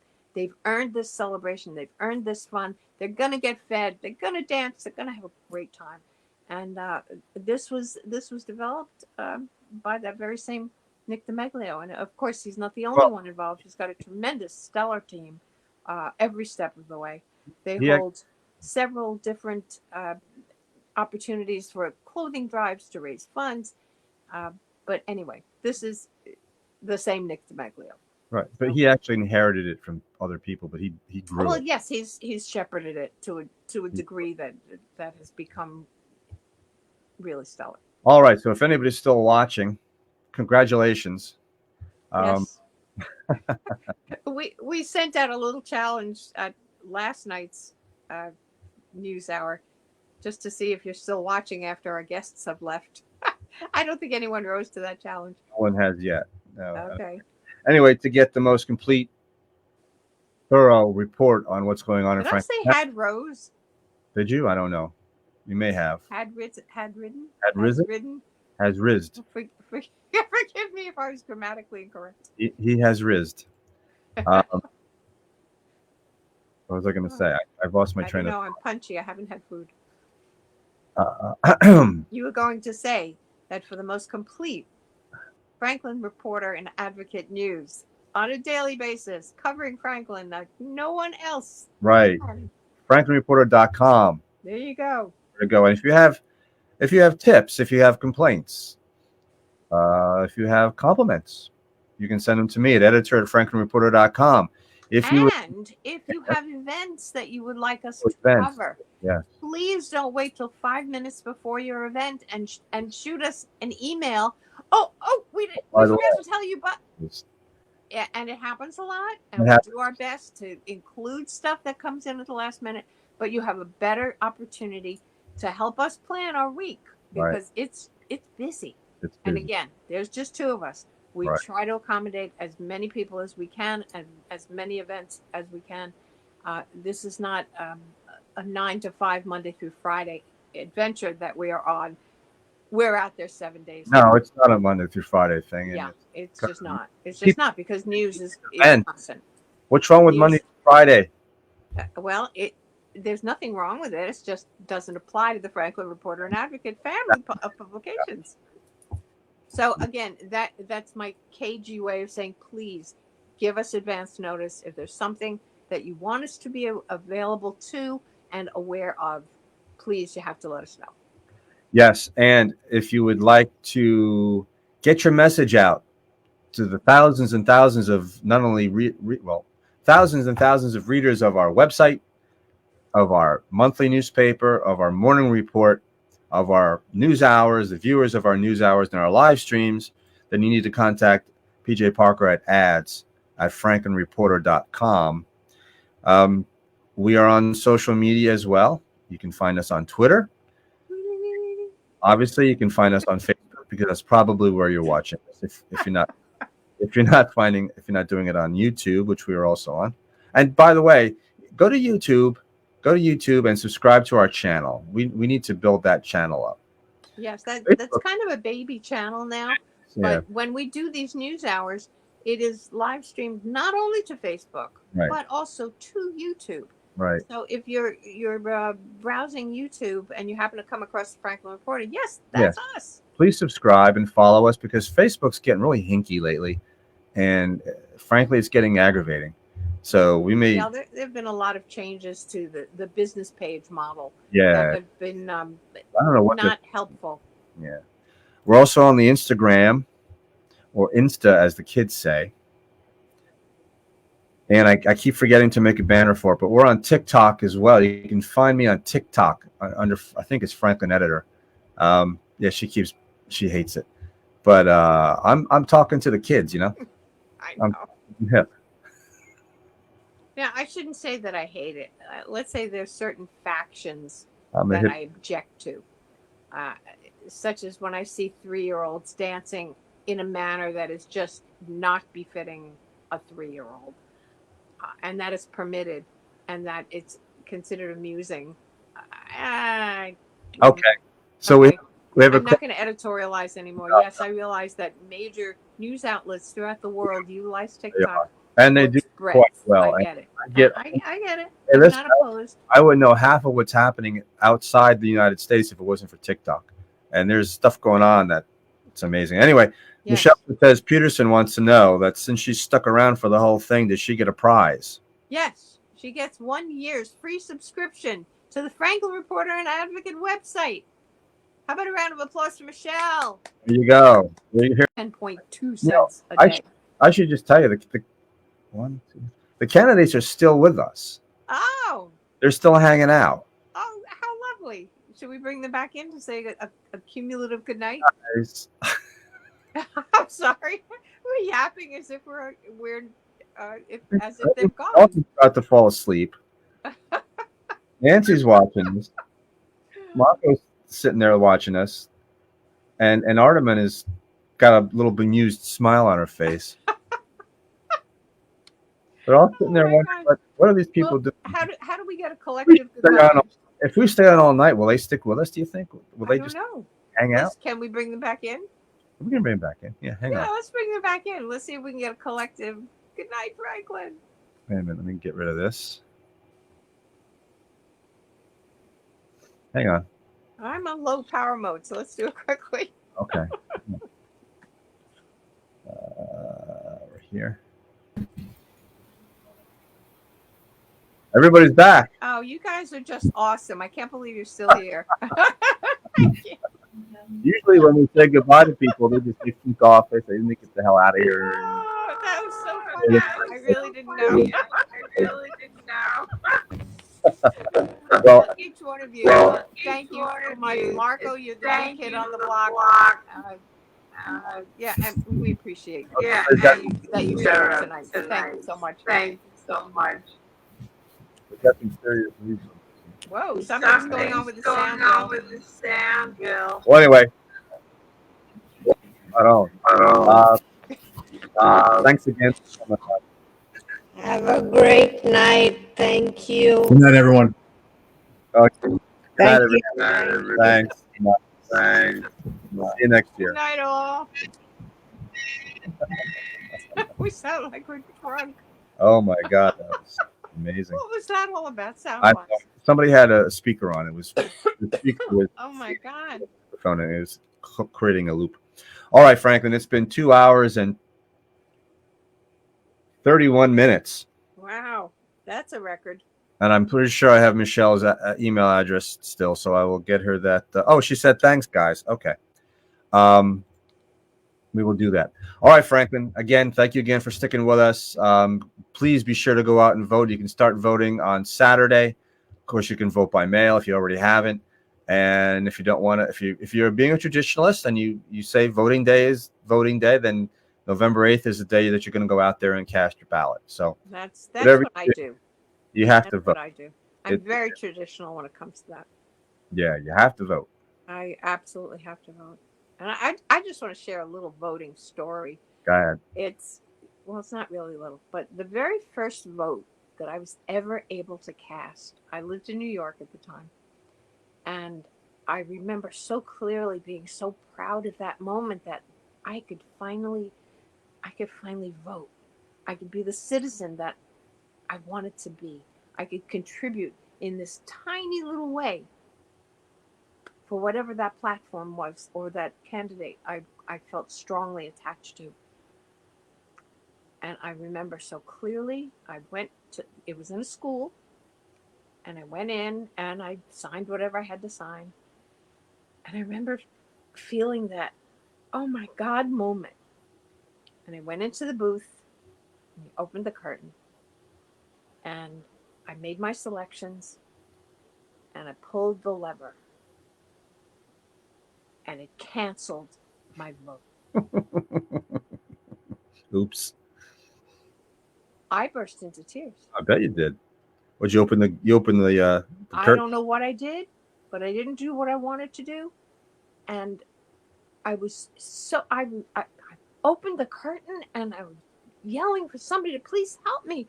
This wasn't supposed to happen. I don't know what I did wrong. Hmm. But the level, it was beyond disappointment. I felt like I had let down my country. Hmm. That I had made such a mistake somehow to invalidate the very first vote that I was entrusted with. I'll never forget it. I take the privilege of voting very, very seriously. Absolutely. Yep. And Very it seriously. is a privilege, and it can be revoked. And that I must go on the day. I'm not ever going to do a mail-in unless for some reason I'm incapacitated. But that's that it's a sacred day. It's a sacred trust for each one of us, and especially in a small town such as Franklin, where every single vote is essential.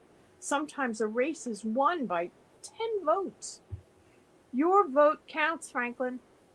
Yes. So we expect absolutely. to see a great turnout this year. The Board of Education candidacy is also sacred for Big our deal. community. It's a big Huge. deal. And I think we have wonderful people who are willing to contribute their talents and their heart to making sure that our kids get what they need. That's right. There you have it. There we have it. Hope So you don't- here we are, yet at the end of yet another news 2 hour. Did we It play was Nick? appropriate. Yeah. Did we play Nick's commercial enough? I think I You want to run it one more time? want to run one more time. Yeah, let's run it one more time. Wait a minute, I got to turn up the volume. This news hour is brought to you by Nick and Robin White DeMeglio of the DeMeglio Home Team at Berkshire Hathaway Fox and Roach Realtors, the realtors with a heart. They treat every client like their only client and offer residential and commercial real estate services. You can reach Nick at 732-828-9403 or at nicholas.com@att.net. That's nicolas.com@att.net. And there it is, folks. And there it is. We thank Nick and Robin for their continued support of the Franklin Report on Advocate. Right. And here we go. Where are we going? I think it's time to say goodnight. Okay. On another note, well, no, forget it. It's too late. Oh, no. You already started it. You can't do that. Nothing. Forget it. I've already forgotten it. So, Franklin, thank you again for sticking Do with you it. know how annoying that is? I do. I'm sure I'm expressing the sentiments of anybody who's still watching. You're That was gonna, really annoying, Bill Bowman. You you're can't start a thought and then. you're gonna go to sleep tonight thinking to yourself, what was he gonna say? Exactly. That's just my little secret. You know. Okay. Anyway, Franklin, thank you again for sticking with us, or at least watching the candidates talk, because that was the most important part of it. Exactly. And until we meet again, Franklin, stay safe. PJ, say that thing you always say. I will say it's been a pleasure, Franklin. It's been a pleasure to be able to interact with all of you the way we have been able to interact with all of you and get to know so many people. We appreciate your support of everything that we're trying to do to get the news of Franklin back to you, Franklin.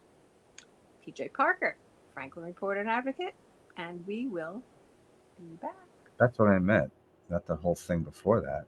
Well, you know what? I seize any opportunity to tell the tale.